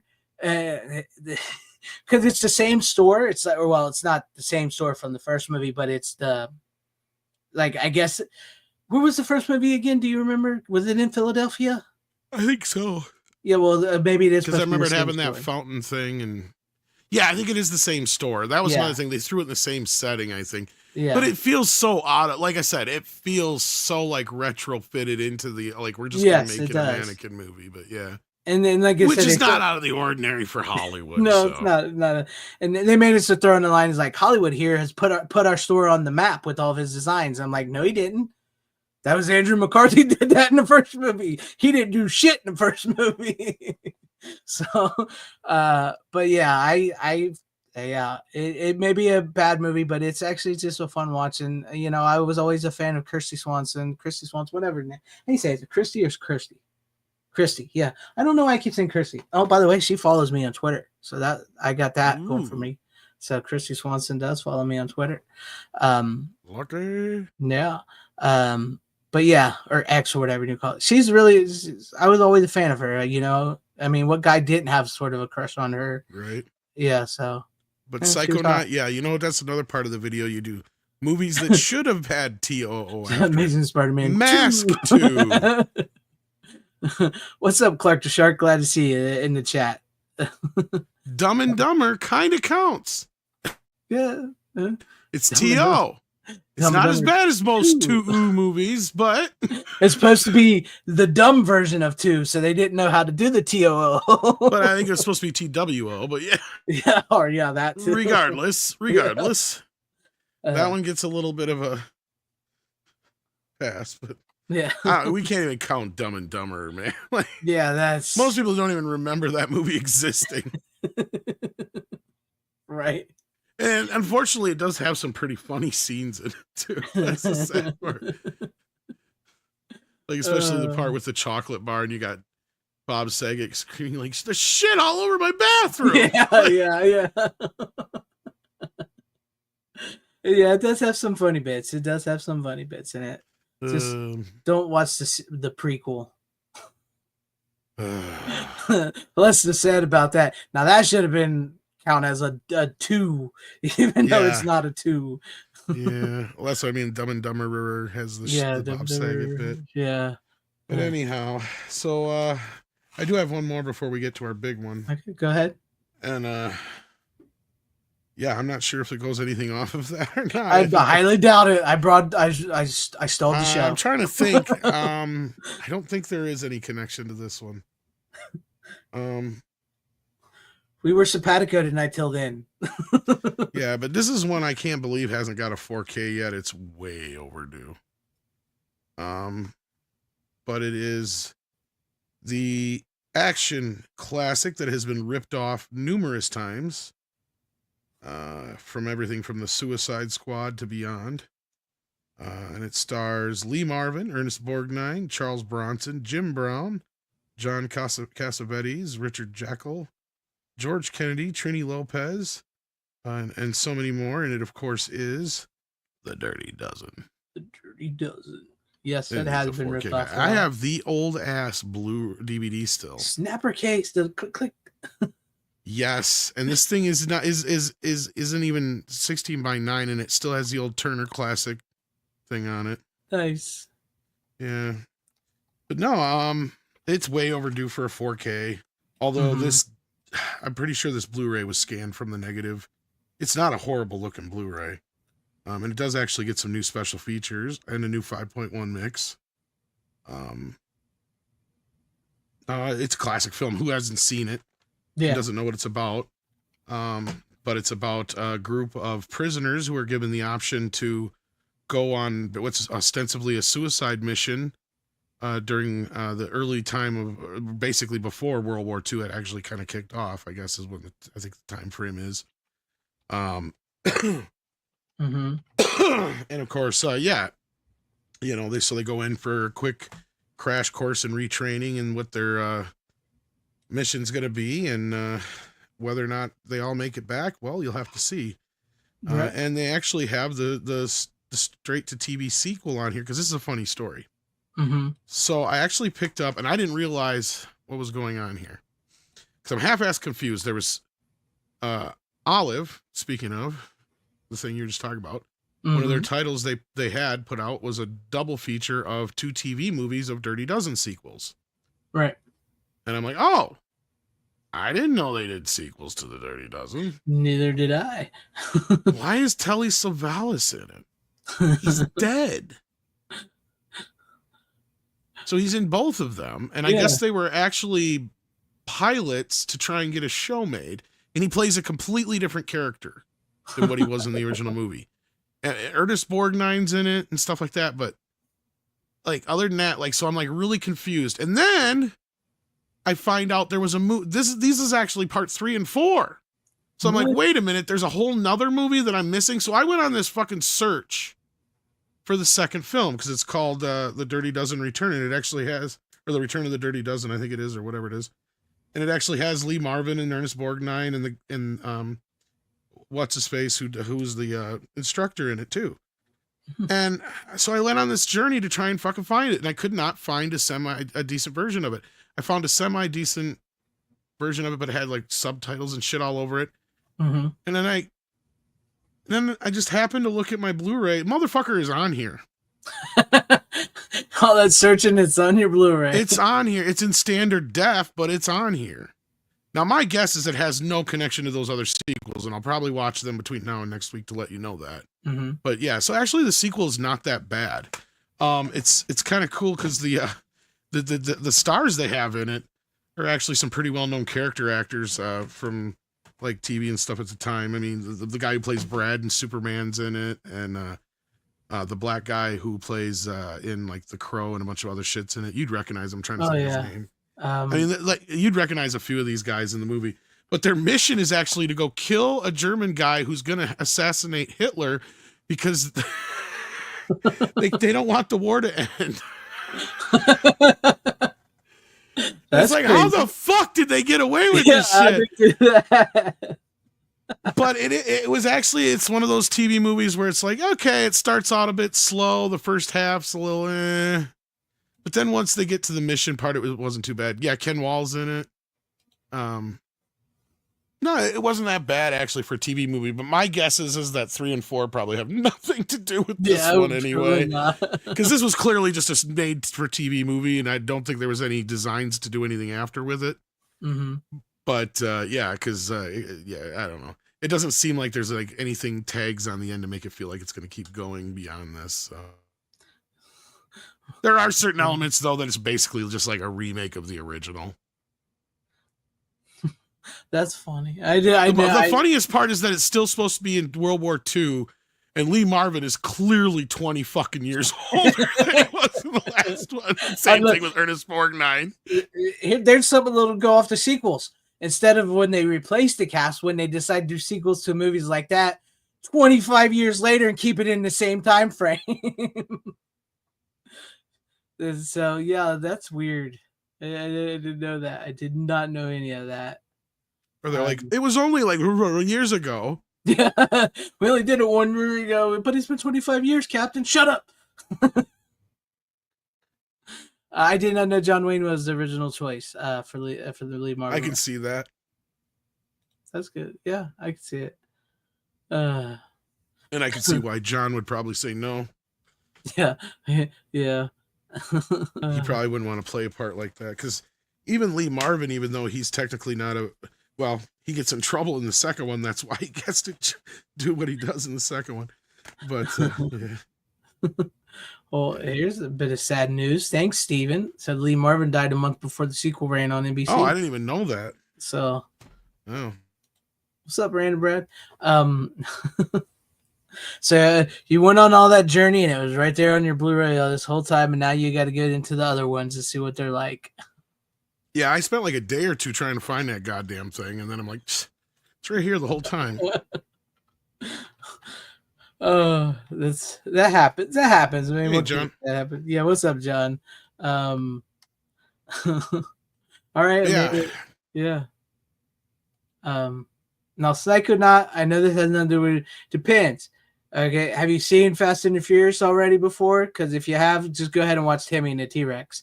Because that movie is balls to wall crazy. So that's what I'm just saying. Just saying, if you're looking for something to watch, Tammy and the T-Rex is in the top worst movies of all time. Like right? At least top 25 somewhere. I mean, Paul Walker and a dinosaur's brain with a little semi-strip tease from Denise Richards. So I mean, little short arms using the telephone. Dinosaur. We're not making this shit up. Nope. And nor are we exaggerating. No. And when that guy says he's going to kill her boyfriend, he's going to kill her boyfriend. And with that, Oh yes, we'll go into and this is time to talk about the Yes. movie. yes, and I regret not getting the steel book, but I got that. So yeah, I got the standard 4K. And we'll get you there. Yes, I regret not getting the steelbook now. I really do, because I'm just gonna go ahead and say it. I fucking love this movie. It was a great movie, and I'm sorry I cussed. I shouldn't cuss. You're muted. that's because it's actually a movie. It is. Now this is a This movie. movie here is so brilliant. I loved it. And I watched the making of this, and that's why I posted that picture. I don't know if you saw it on my Twitter today. Mm-hmm. Because, like, man, how did they make this for $40 million? I don't know. It looks like it's. And what's the $200 excuse of all movie. these other? Yeah, and what's the excuse of all these fucking superhero movies and shit? Right? Because basically, this cast is the same cast that's in most of these superhero movies. So you can't blame it on the cast. Right. You got Lex Luthor. You got Aaron Taylor Johnson, Craven, Kick-Ass, all Willem Dafoe, Green One of the Goblin. Avengers, no less. Yeah. Yeah. Willem Dafoe is the Green Goblin. Yeah. Yeah. And you have Xavier's sister in it, too. Yeah.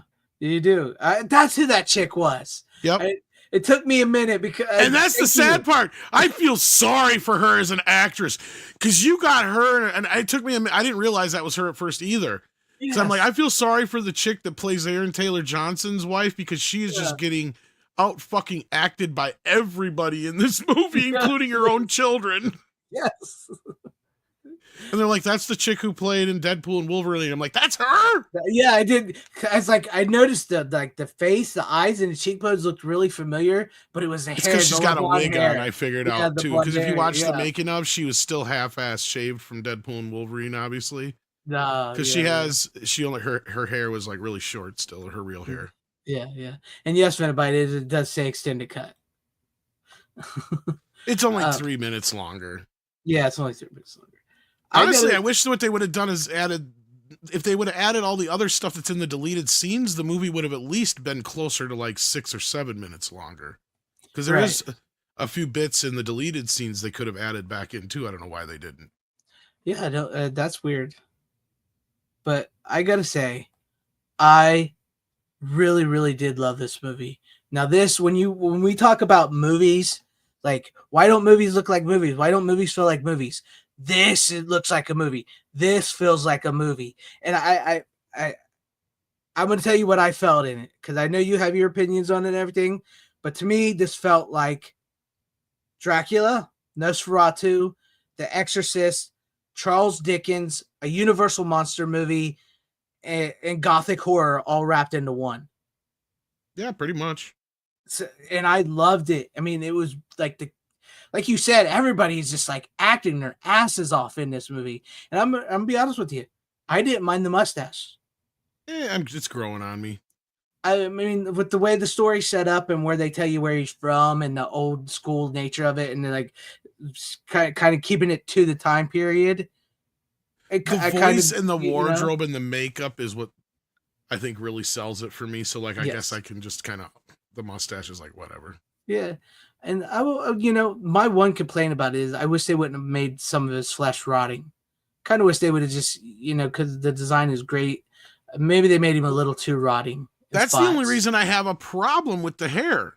Exactly. Because you're like, if he's be rotting like that, because it looks like he's bald everywhere else except for that tuft on the top of his head and the mustache. It's like, wouldn't you think that would have just fallen out over time?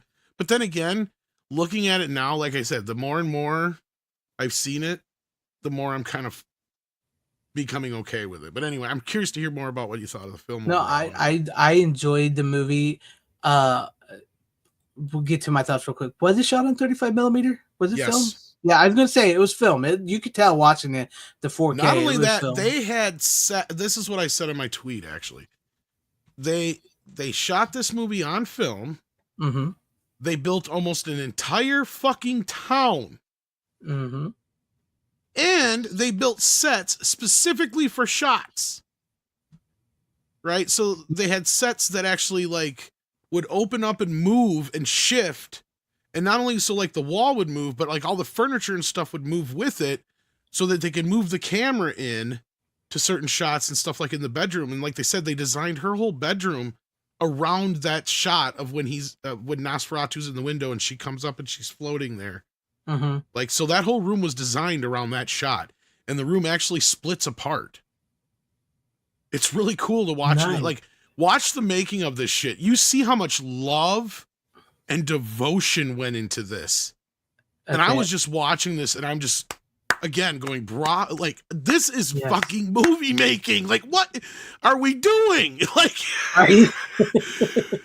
this only cost $40 million. That's what I'm saying. And you just talked about how they moved, because I didn't watch the special features yet. I just watched the movie. But like, building rooms that move like that, everything I'm like, that cost $40 million? Because they built the castle. They built everything in this movie is a built set. I found out. I thought they had some location shit. No, the only thing that's location is exteriors. Dang. And that castle, like, even the castle is built. It's down to the last little minute fucking details that are in this thing. Like, it's amazing what they went through to make this. And even though almost every shot still has some sort of digital tweaking in some shots here or there, it's still amazing what they were able to pull off in this film. And it's like, you look at this and you're like, what is the excuse of all these fucking superhero movies now? I don't get it. Exactly. I don't. This movie puts those movies to shame. From lighting to cinematography to directing to acting, it puts all those movies to shame. And don't even get me started on the sound. I don't know if you have a Dolby Atmos setup, but oh my God, this is one of those reference quality Dolby Atmos soundtracks. It's beautiful. It's just like the voice and everything, man. I love it. I'll be straight honest with you. I felt like I was watching I know it's more than that, but I felt like I was watching a new Universal monster movie. Yeah. Yeah. It really did. It feels like you could put that in the box set over there with the Dracula, Frankenstein, and Wolfman. And it is much more than Dracula. Yes, on the surface level, especially in the beginning, like almost the first half of the movie is almost perfectly Dracula. Almost. But it does change, and it does go to like with the Nosferatu. It has different themes, and it goes different places, and especially in this version, Eggers really dove into the original themes and elements that made Nosferatu different than Dracula. Yes, because it does like I can see how very easily people go, well, this is just Dracula. Well, yeah, it may seem like it at the start, but it's so much more than that. It's Dracula. And like I said, there's even like The Exorcist, and it feels a little Charles Dickens. I don't know if anybody's read Charles Dickens like I have.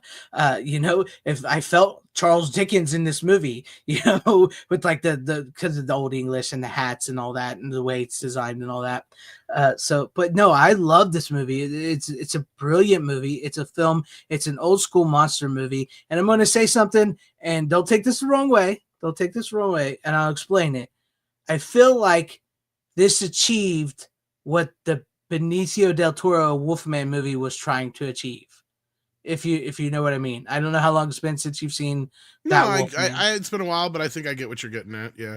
Because like with the rats and the plague and how he uses that to cover up when he shows up, like to explain the deaths and everything, so that people, because if it wasn't for like the William Dafoe's character and the doctor and them, they wouldn't know a vampire, or like Lily Rose Depp's character, which she is actually really damn good in this movie. If it wasn't for them, most people would never know that this is a vampire showed up, but they would just assume it's a blood plague from the rats, right?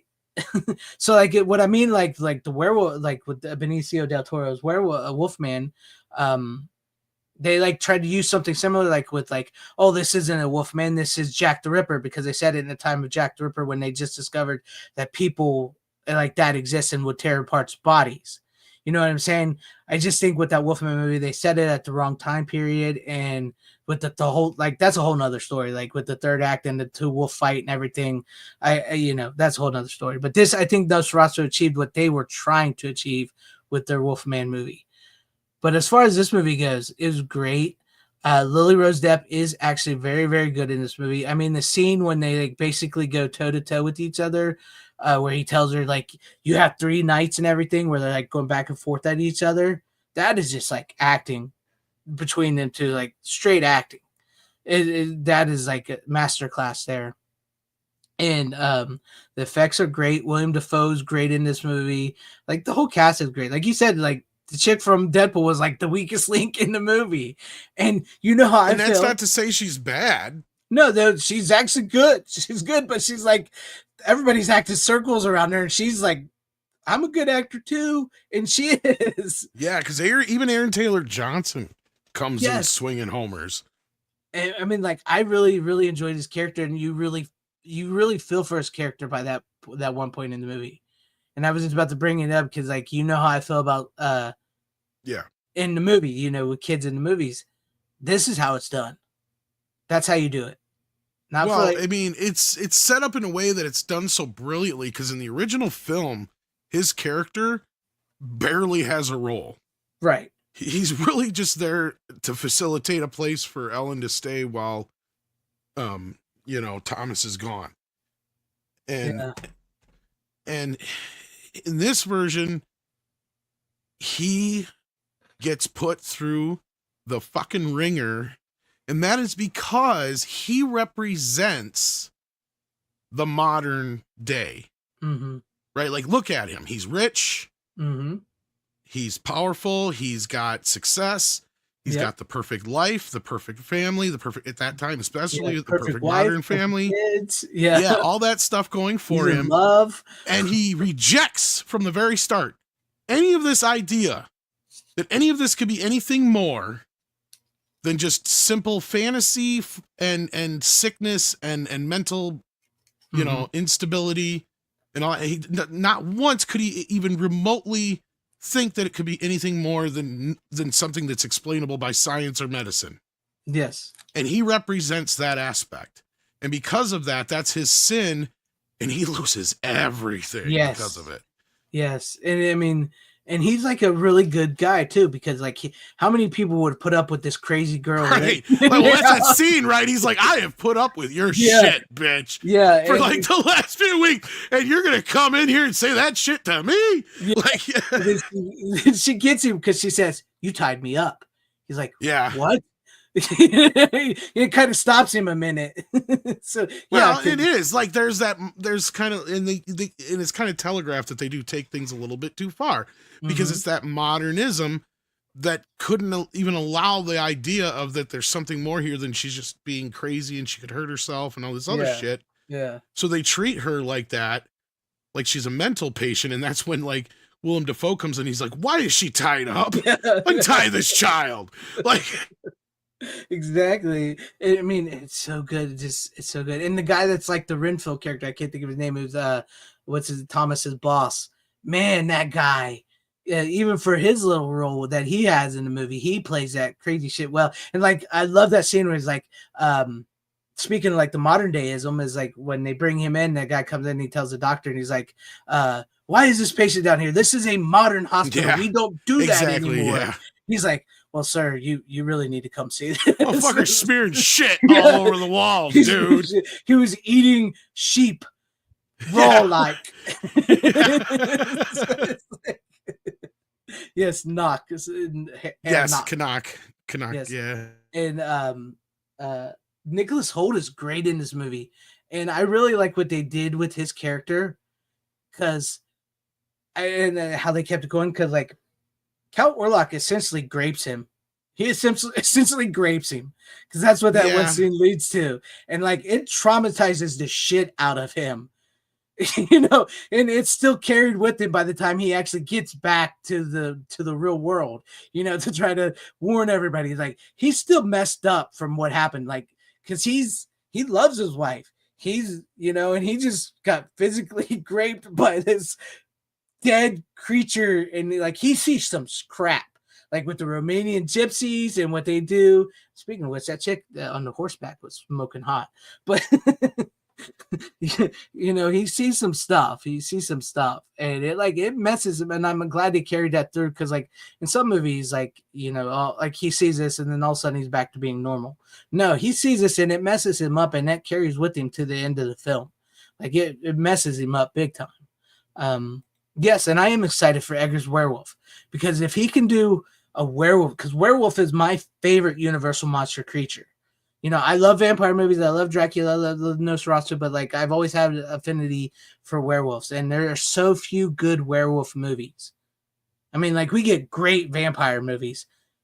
I want to see what he can do with the werewolf, and if it can make it anything like this, sign me up, because he is making the movies that Universal, which this is Universal in its of itself, but he's like making Universal monster movies better than the people that are supposed to be making Universal monster movies. But I'm looking forward to it. This was, I am so glad I saw this. This was a great movie. This like, if you're looking for like a movie, like an old school gothic horror, like practical, for the most part, practical effect and everything, this will scratch that itch. I'm almost tempted to actually, like I said, put it in my Universal box set, because it won't fit, but you know what I mean? That's how good this movie was. I know Tom's talked about it. It's very yeah. operatic. It's got this thing about it that it's almost like, it is almost like an opera without the music, or a musical without the music, in the way that they speak, even though they're in Germany and they're all speaking pretty much Old English for the most part. Yes. Even like his boss is Herr Knock. He's supposed to be a German, but he's British. So, Well, all the signs and everything are in German, and yeah. it's like, and then of course Orlok's got this great, heavy, thick Hungarian accent. He sounds exactly as I pictured it would. And so that's one of the beauties of that, and just the way they have him presented as less of a vampire and just literally the Walking Dead more so, or the Living Dead, or however you want to look at it. Not in the zombie sense, but as, especially when you get to the climax. And I mean, I guess it's been long enough now, we could probably talk more. I'm not worried about spoilers. Yeah. But I mean, you know, and people will see also like the parallels to what, it's kind of cool because you can watch Bram Stoker's Dracula, see where he got elements from Nosferatu, the stuff that Eggers avoided now because Francis stole that stuff in Dracula. Yeah. And then how he flat out fucking steals the last shot from him. Did you not notice that? Yeah, he does. And I said the same thing to Andre, and he's like, yes, I totally saw what you were saying. Because it's like, it's the same fucking shot, just instead of the mural, it's literally Nosferatu's dead, decrepit body laying on top of her. Dead. It's like, and which, because it's funny, because if you remember our discussion about Dracula, it was like how much Francis' version he took from Nosferatu, but then the end ended up becoming more like Nosferatu because of the test audience anyway. Yeah. And it is kind of like how he didn't quite go all the way. This went all the way. Yes. And to me, this does for Nosferatu what Francis did for Dracula, only better, because, and what sucks is that it's not getting the attention it deserves at the Oscars. It's not getting, like, I mean, this cast, I mean, Lily Rose deserves a nomination. She does. I'm not even that big of a fan of the Skarsgård kid, Bill, or whatever. He's all right, but I mean, he kind of does these kind of things. He's like one of those kind of actors. It's like, oh, so he's this, you know, this generation's whatever, I guess. Yeah. He's not as good as some of the other ones, but whatever. Yeah. But this is his role. Like, this is the one. I hated him as Pennywise, and that's why I kind of always had like a thing. I'm just like, he doesn't get Pennywise. And clearly the people who made the movie don't get the story. Yeah, they didn't get that. But no, he was creepy from the start. And that's like, yeah. This is like a defining role for him, for real. Because like he really, you don't even know it's Skarsgård. You don't even know at all. He goes into it. So it plays well.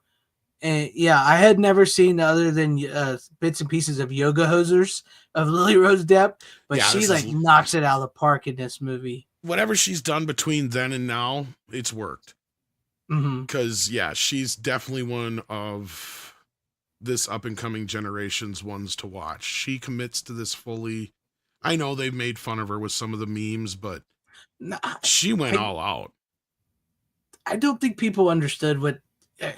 I get it, you know, she's done the shaking and this, but like, did they not realize they said she was sort of possessed to begin with? That's like, I don't know. I didn't think it. I know people make fun of Possessed it in with so memes. many meanings of the term too. Like, Exactly. like So many possessed, meanings. like demonically possessed, and possessed by Nosferatu in the actual physical possession. Yes. She's his, Yeah. mine only. And like the whole. Oh, he does such a great job with I know that voice, man. He does the little. That's what I mean by the whole like idea that he's the living dead, right? Like, I Yeah. know you're not as big of a fan of the decaying skin thing, but I thought that was kind of cool because that whole idea of just like his that death rattle, because it's like he's just fighting for air because he's dead. You know, like, He's in his much, life, whatever it is just grasping for life, no matter how dead his body is. he's almost more like a wraith than he is a. Yeah. It's not like he said. It's not like a zombie, but he's like a wraith, not like a ghost wraith, but like a wraith in the sense like he is dead, but he's alive. And like even the way he drains the blood, he doesn't necessarily bite the neck. He like bites everybody on their chest, really. You know, right instead in of the main neck. artery is what it is, Yeah. actually. Yeah, And right that's where one the of the things heart is. Eggers wanted to do to make it a little different. Yep.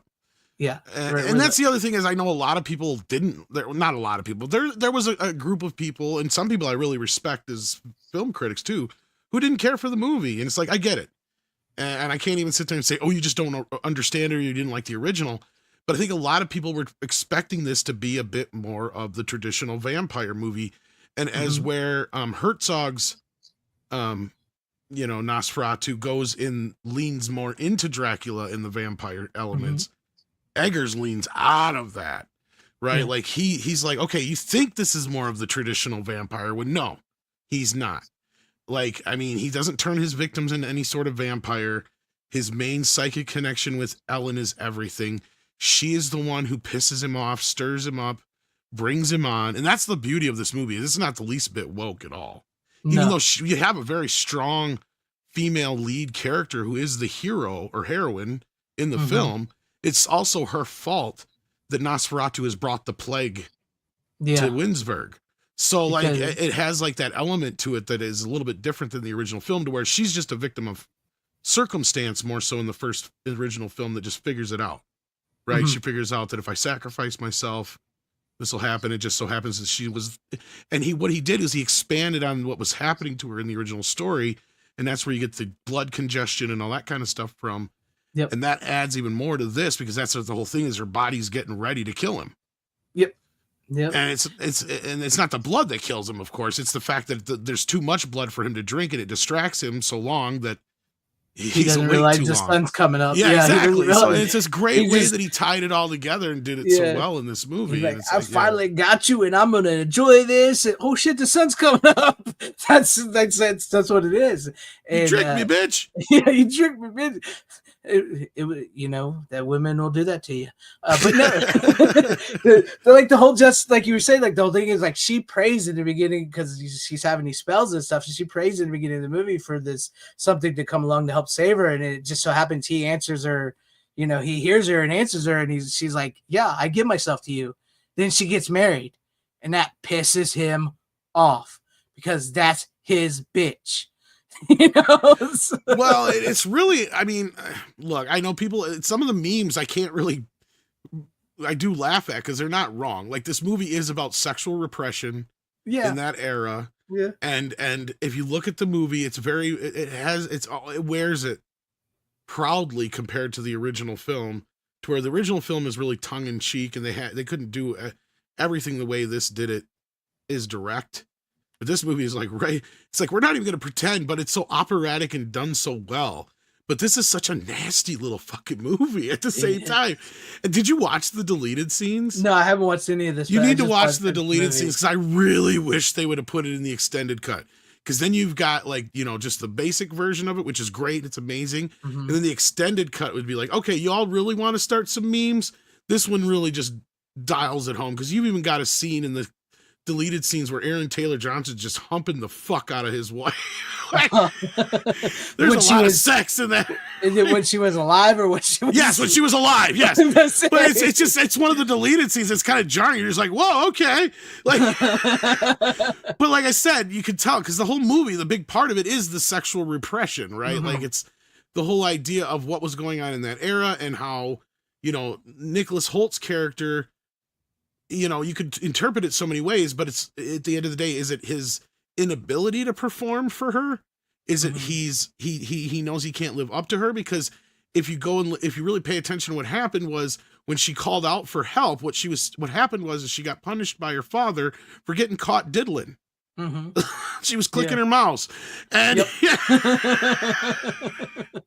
and so she's trying to basically pray away the feelings, and this, instead of the, you know, God answering her prayers and taking away, you know, the horniness, you had this old horny Duke come in and say, "Hey, honey, I'll Hey, be I your can use a nice little young thing." yeah, I'll be your forever love, you know, and Yeah. take you for all times." You know, it's got this really just nastiness about it that, and you feel it throughout the film, and it's there.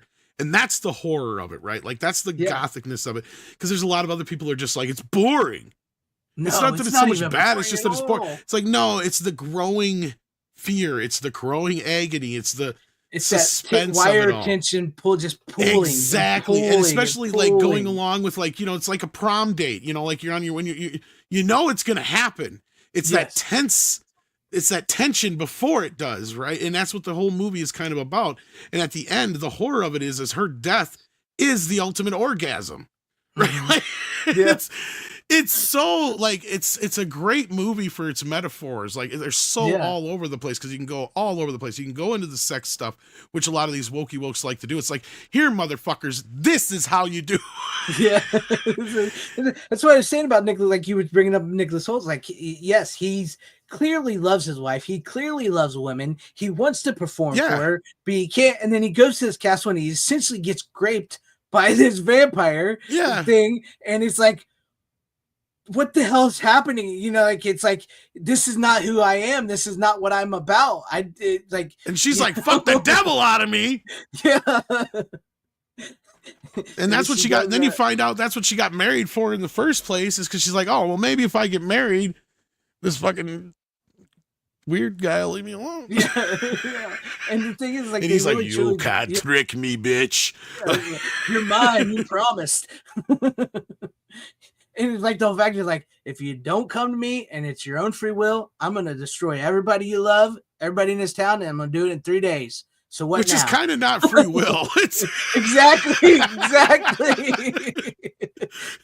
But she's the one who. That's the beauty of the movie because it's her fault, right? Like I said, if she hadn't tried to trick him in the first place, if she hadn't accepted him when he answered her prayer, all these things wouldn't have happened anyway. Right. Like, so that's the whole thing. Like it's her fault, but then she makes the ultimate sacrifice to save the day and make the plague go away. So, and the extended cut is the better of the two versions. And there's really not that much difference, but there's enough little things that are added to it that you get a little bit more extra. I don't know which version you watched. I'm sure you watched I watched the extended cut. Extended one. Yeah, I watched the extended one. Yeah. Okay. So in the other version, like nothing's really different up until when he's in the castle and they're talking and he asks about the ways of the villagers and about the vampire slaying. In this one, he actually goes on for a little bit longer because in the theatrical cut, he's asking about it and he goes, you will find the ways of the locals a little out of touch or whatever, however he says it. And then in the theatrical cut, right after that, he asks another question. He goes, silence, no more. Yes. I wouldn't talk about this anymore. And so in the extended cut, there's a whole section, a little bit more there for like a minute or so, where he goes on about more about it until he finally gets sick and tired of the questions. So like it just comes off of like in the other version, he just doesn't want to talk about it. Right. Which it works both ways, right? So that's the beauty of it.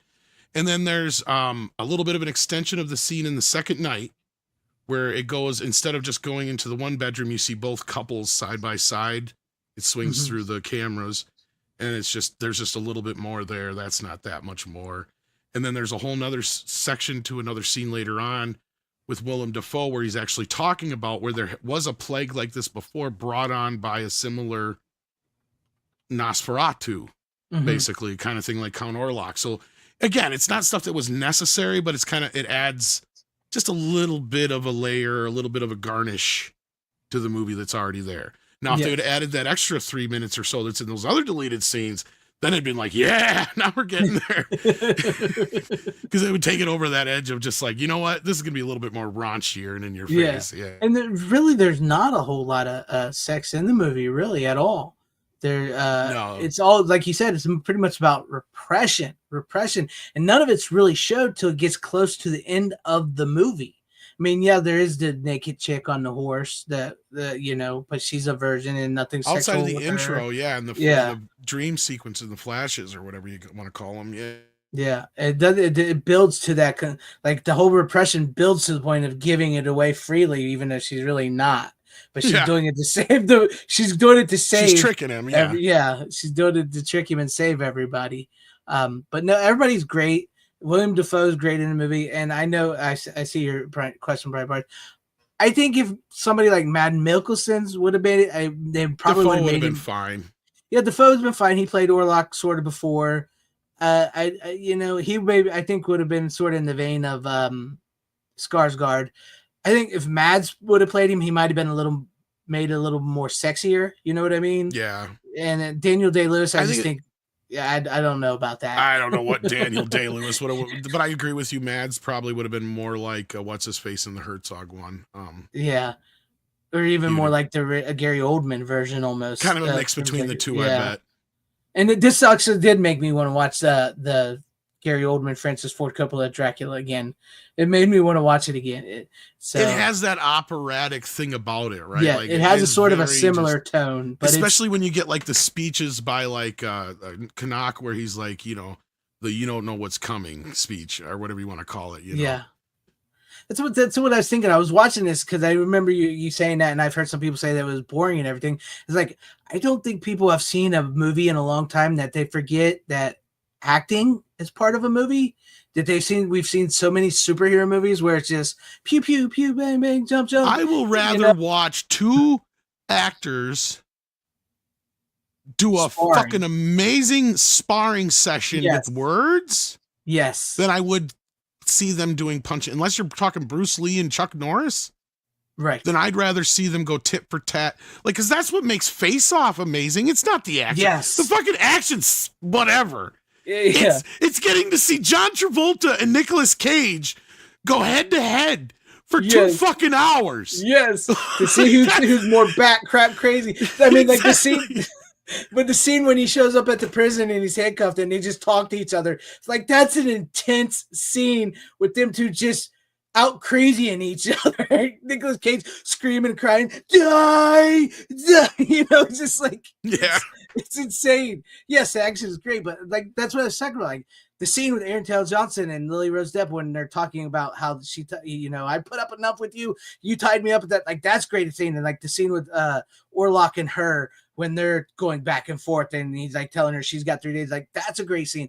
The scene with Nicholas Hoult and just like his acting with his face when he's in the gypsy village and he's following the people and they stab the creature. It's like that's acting. I think so many people have forgotten what acting in a movie is supposed to be, that when they see a movie and acting, they're kind of like, this is boring.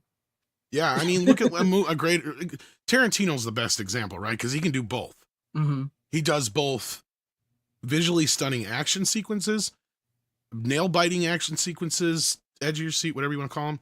Mm-hmm. He can also do dialogue like nobody's business, because his dialogue scenes are even more exciting than some of his action sequences. Take any dialogue in Pulp Fiction, or better yet, it's not his direction, but his writing.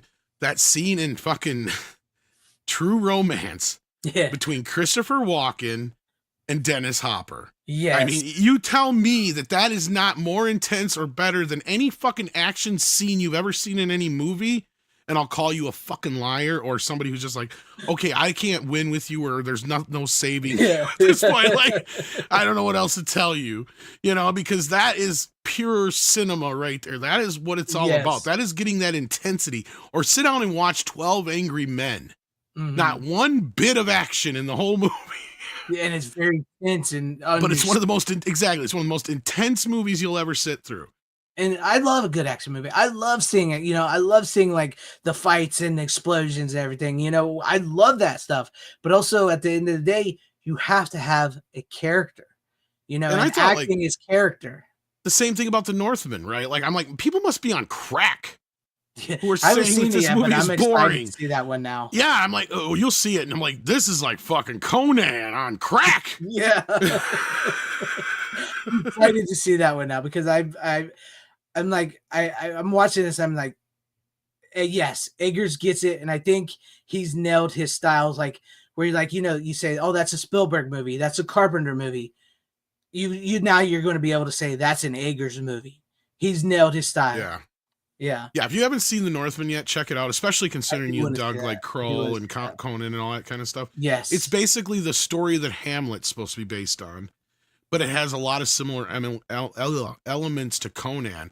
And I'm watching this, and Andre and I both agree. If we would probably cream in our shorts if Eggers was like, you know what? I'm not going to do this Labyrinth thing, or after Labyrinth, I'm going to do Conan. Yeah. Because he would be the perfect guy for it. Like if that was the thing he wanted to jump to the next level, and it probably wouldn't happen because Northman failed at the box office. But Yeah. like, I can't believe people were watching that and saying that was boring. Like, yeah, there's sequences and things that are going on that are not action. But and there's other people like, oh, it's so tough to follow. I'm like, I don't know what their problem. I understood it. It's like it's the content quick shot generation. That's what the superhero movies like. You watch to talk about superheroes. You watch the movie Winter Soldier, right? Because there's a lot of great acting in the movie Winter Soldier, and the action doesn't really come into that movie till like certain spots. It's actually pretty sparse in Winter Soldier. But when the action does happen, it means something. Like even like when It Bucky, matters, like when Bucky and him are fighting for the first time with that, like that's telling a story through that fight until the reveal of hey, this is Bucky. That's telling a story. There's some pretty good action in it. You watch a Marvel movie now, and it's just like so many people. It's like a Disney Plus series. It's just quick. This, and there's no acting to it. There's no story. There's no character. There's no rhyme or reason for the violence or the action. I mean, like you want to see like a completely different that's you can see where times have changed. It's just like well, and I don't know where people are like, there's no action in The Northman. I mean, that movie, the action is so visceral. I had to get stitches after watching it. Yeah, I got to see it now. Because like this one really sold me on those scenes. You're just like wincing through watching it because they're just so fucking brutal. And that's what I said about this movie. I mean, I still stand by it. This movie is both beautiful and brutal, right? Like The Northman was just brutal. It was just fucking brutal in your face. You could smell the smoke in the shit. Yeah. and the dankness and the disgusting dirtiness of it all. And this movie, it's the same thing, but it's also beautiful at the same time. It has this clash. And it's the way it's shot. I don't know if you noticed the transition and everything. It's just so seamless how it all comes together, and it was so well planned. Like you could tell Eggers like planned every fucking shot. From like where the camera zooms in and then like it turns around and the carriage is there and stuff. That's just like that's beautiful. Well, and he talks about it in the making of how it was so meticulously planned.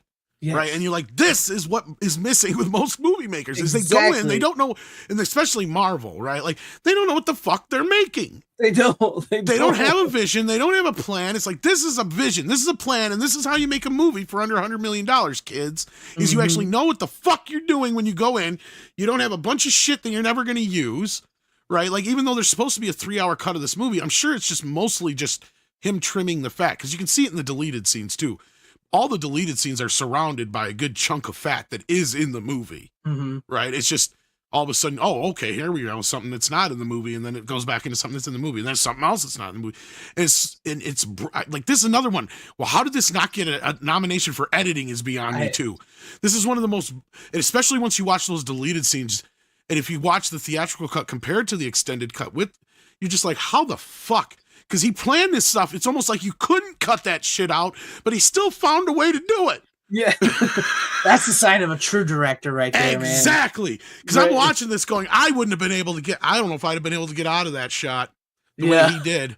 Because like I said, in the extended cut, you don't notice it because it's all there. In the extended cut, it goes from it goes from Aaron Taylor Johnson and his wife in the bed, the whole thing in the second night, the words of, you know, or no, it has Nicholas Hoult and her in and Ellen in the bed on one shot you don't see in the theatrical cut, and then it cuts through the wall like it just keeps going, like it doesn't stop. Mhm. And then you see Aaron Taylor Johnson, and that's when you hear Nosferatu go, "Don't wake," or whatever when the girls hear when he him. tells him, "Don't So wake," that and- whole shot, it cuts right there in the middle of the wall, right Mhm. in the theatrical cut, and you don't even notice it. It's such a seamless cut, but there's a whole chunk there missing, and you're just like, okay, this guy knows what he's fucking doing, like you just said. And I haven't seen a movie this good in so long, unless it came from a Scorsese or a Right. Tarantino or somebody like that. So This was he's like, even better than Nolan. I don't care. Yeah. I don't care if that's sacrilegious. He's so good with these two movies. I want to check out Vivitch and The Lighthouse, despite what I've heard, and I know I No. probably won't like them. no, I'll be honest with you. I did not like The Witch. I've seen The Witch. I did not like The Witch. I do agree that one is a little boring. But then again, I'll be honest with you, I've never been a fan of like the witchcraft stories. You know, I'm not like a huge into that type of horror movie. I did like The Lighthouse. I've told you that. I like The Lighthouse because I'm a fan of Edgar Allan Poe. And I think so many people got that movie wrong because they saw it as a Lovecraft movie. Right. It's yeah. not a Lovecraft movie. It's the Telltale Heart. It's the Telltale Heart. That's what it is. It's Edgar Allan Poe. And so I like that movie, but this movie, I haven't seen The Northman. I really, really want to see The Northman now. Northman's more in line with this. And like, I was going to say, because this movie sold me on Eggers. That's why I said that. You heard me mention Spielberg and Carpenter. I felt that in this movie. Like from now on, people will say, this is an Eggers movie. You're going to know Eggers. He's going to be a name, whether he is huge in movies. He could be like Carpenter, where like he makes these great movies and they're not succeeded at the box office, but they grow a following amongst people like us. You know, well, this could have done so much better. That's what sucks. But anyway, exactly. I'm sorry. No, you're right. And how nobody got nominated for an actor out of this movie is criminally insane. But I don't care about the Oscars anyways, because I think they're pointless awards anyways. But yes, this was a movie. And like I said, I know we may have talked a little bit about superhero action movies. I absolutely love 80s action movies. I love 90s action movies. Yeah. I love superhero movies. Not so much the new ones, but this was like a movie. When you go to when they say cinema, this was cinema. This is what acting. Scorsese's been talking about. Exactly. Yes. The acting, the cinematography, the camera work, the meticulous planning, the directing, the sound.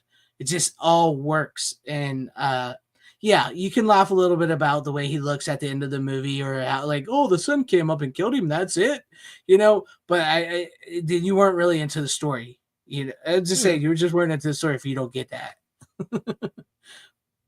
No, I mean the movie grabs. I mean, I get it. Some people just might not be into it. That's cool. It's not your cup of tea. Mm-hmm. But almost everybody I've talked to, if they enjoy it, they all say the same thing, right? Like it grabs you by the throat.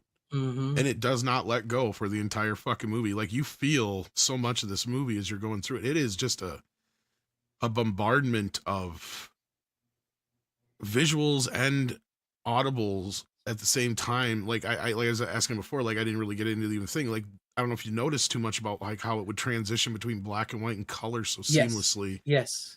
And how nighttime is shot and just everything, how it shows the shadow. Mm-hmm. And how everything is kind of its own element of a character, almost like how the shadow is a character, the wind is a character, the weather, the buildings, the road, everything is just kind of its movie. Own thing in a way. It's like, yes, this is the way it's supposed to be. There isn't one thing that feels like it's out of place, and not a single actor that feels like they're miscast. It's again, I don't know how like I said to Andre, I'm like, really, honestly, outside of some minor differences, I don't see how he and I could have made it any better. Right. Or any different, really. I said, honestly, a lot of this is exactly what I would have done. The only thing I would have done maybe different is I would have went with, especially just, I think it would have worked a little bit better with the film. I would have went more with the origin of Count Orlok being that he was never human, that he was the spawn of a demon. It's almost like they hint at that in this, but it doesn't really confirm. Oh no, he's clearly human. Right? Yeah, he's clearly human, but they like with the whole like it could be a demon. It's like they kind of want it, like they wanted to, but they didn't. Yeah, well, because the original Nosferatu explains that he comes from the seed of Belial. Well, does that mean he's the child of, and like the unholy union between like a human and a demon? Or was he a person who tapped into the power of the dark side, the dark magic, which a lot of counts were known to practice a lot of strange. Yes. And that's what he is. He's that version. Yes. So, yeah. Take it as, I would have probably fought for it to be the other way, and Andre probably would have fought for it to be more this way. So, I mean, that's kind of the only place we probably would have done anything any different. But otherwise, to me, I think they captured every element perfectly. They amped up every theme and bit of what the original film is trying to say. Pitch perfect in my opinion. So you don't have to really dig too deep to get everything out of it, but there's stuff, if you keep digging deeper and deeper and deeper, you keep finding. Yes. And good night, Dragonzilla. Thank you for hanging with us. We're going to be closing out soon. I even told Tom, we didn't plan on even going this late, but I'm just glad you liked it. But I haven't really had a chance to talk to too many people about this movie, but it is, I think, a movie that too many people have slept on. Now that it's on video, hopefully they check it out. It is sad that they pulled it from theaters when it was still making money, and it could have made a lot more money. Eggers as a director, I hope to see great things out of in the future. Me too. And yes, I am super excited for his werewolf movie. Super excited. Go ahead, Tom. Sorry, I didn't mean to cut you off. Oh no, I can't wait to check that out. Yeah, and he said it's the darkest script he's ever wrote, so that has me intrigued. And I really hope he doesn't. I would say, because he has said he's a Universal Monster fan. He has said that himself. So I'm really hoping that his werewolf is bipedal.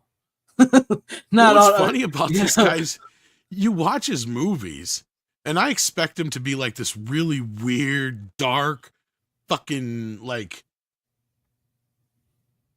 German dude. Yeah.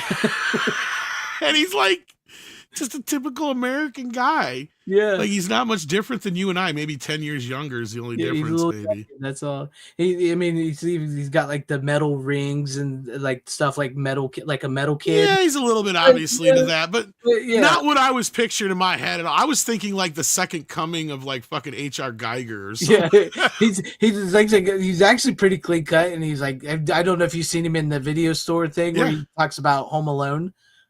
So, I think so. Yes, I think I have that's seen great. it. It's like you wouldn't need to even connect him. And Chris Columbus, speaking of which, has really helped out on this movie. He's the producer of this movie, and he helped him a lot on this movie. He said so. Oh, I didn't even know that. Yeah, he's actually really good friends with Christopher Columbus, not the sailor, the director. Obviously. He helped him storyboard this movie and everything. Yeah, he brings that up in that where he talks about Home Alone, where he helped him out on this. He said he was there to help him because he's a producer on the film. And he said, and he didn't want to, because he says in that video, he says, it wasn't like he was trying to make this to be a Chris Columbus movie. He said he wanted to help me make this be the best Robert Eggers movie it could be. So. Yeah. Like Corleone Rogue says, I was expecting this like little like fucking, I make really strange movies for the Hollywood pictures, and I like the darkness and the smelliness. I want to smell the filth in my movies. That's what I was expecting it to be like. Just like William Dafoe. Yeah. I mean, because Willem Dafoe fits in all his movies, right? Like, he's just plop. Yeah. William Dafoe's his avatar. What I love about watching him, he's like, I'll do anything for Rob. Yeah. Anything. Yes. I think he said he offered William Dafoe the next 4 roles in his next 4 movies. So, like, that was my only disappointment, is that he didn't play Nosferatu, but Bill pulls it off, and I love him as the character he's in. I forgot the name because it's not he's the like same name. The Van Helsing type character. Basically, he's kind of a mix between the original version of the character, the Van Helsing version, and his own character at the same time. Mm-hmm. And what Eggers did is made him more proactive in the story. Yeah. Because in the original version, he, like a lot of the other characters, are just kind of fucking standing around. Yeah. Like, that's the problem, is like with the original version, as much as I love it, it is not very good for either. Okay, I take that back. Either it's not very good for the character development, or as Andre, myself, and I believe even Razorfist and others have pointed out, there is a longer version out there somewhere that's, because for those who don't know, yes, the movie was stricken from public viewing and it was supposed to be destroyed, and it's probably only exists to this day because of that. But I'm not wholly convinced that the version that we have is the original version. Right. Because for those who don't know, back then they would re-release movies constantly, and every time they would re-release them, they would usually cut them down because they would be part of a double or triple billing. Yeah. Right. They would sell it along with a newer movie to kind of make a few more bucks. And the law, and a lot of people think, oh, it must have happened. No, it didn't even happen to like the case took years. Right. Well, first of all, it took like almost a year or so before Nosferatu even came to America or England, where she saw it. I can't remember which. Bram Stoker's wife is who I'm talking about, obviously. Yeah. And by that time, she still had to file the thing and everything. So by the end of it all, it was like 3 to 4 years after the film had initially come out. That movie could have been re-released twice by then. Mm-hmm.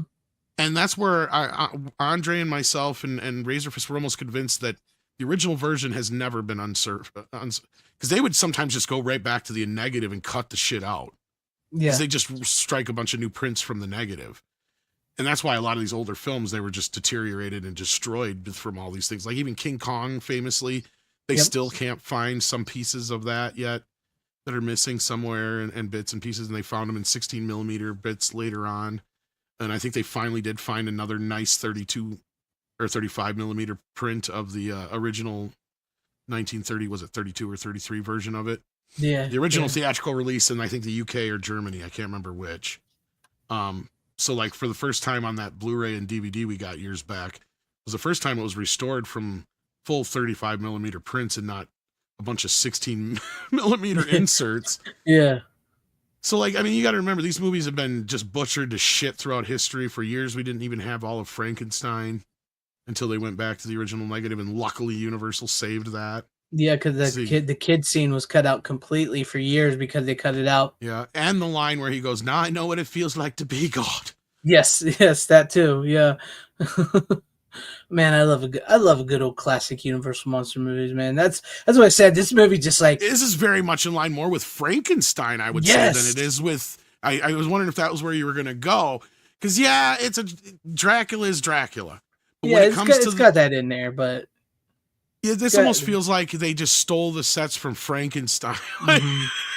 Especially the Germanic element. Yeah, like to German and the castle. But the castle, they did a really great, since if that was a set on Outside or whatever, they did a great recreation of like in the style of the actual Nosferatu castle from the original movie. Now, my understanding is a lot of that stuff is actually CGI or miniatures on the outside, but all the interior stuff is all built set.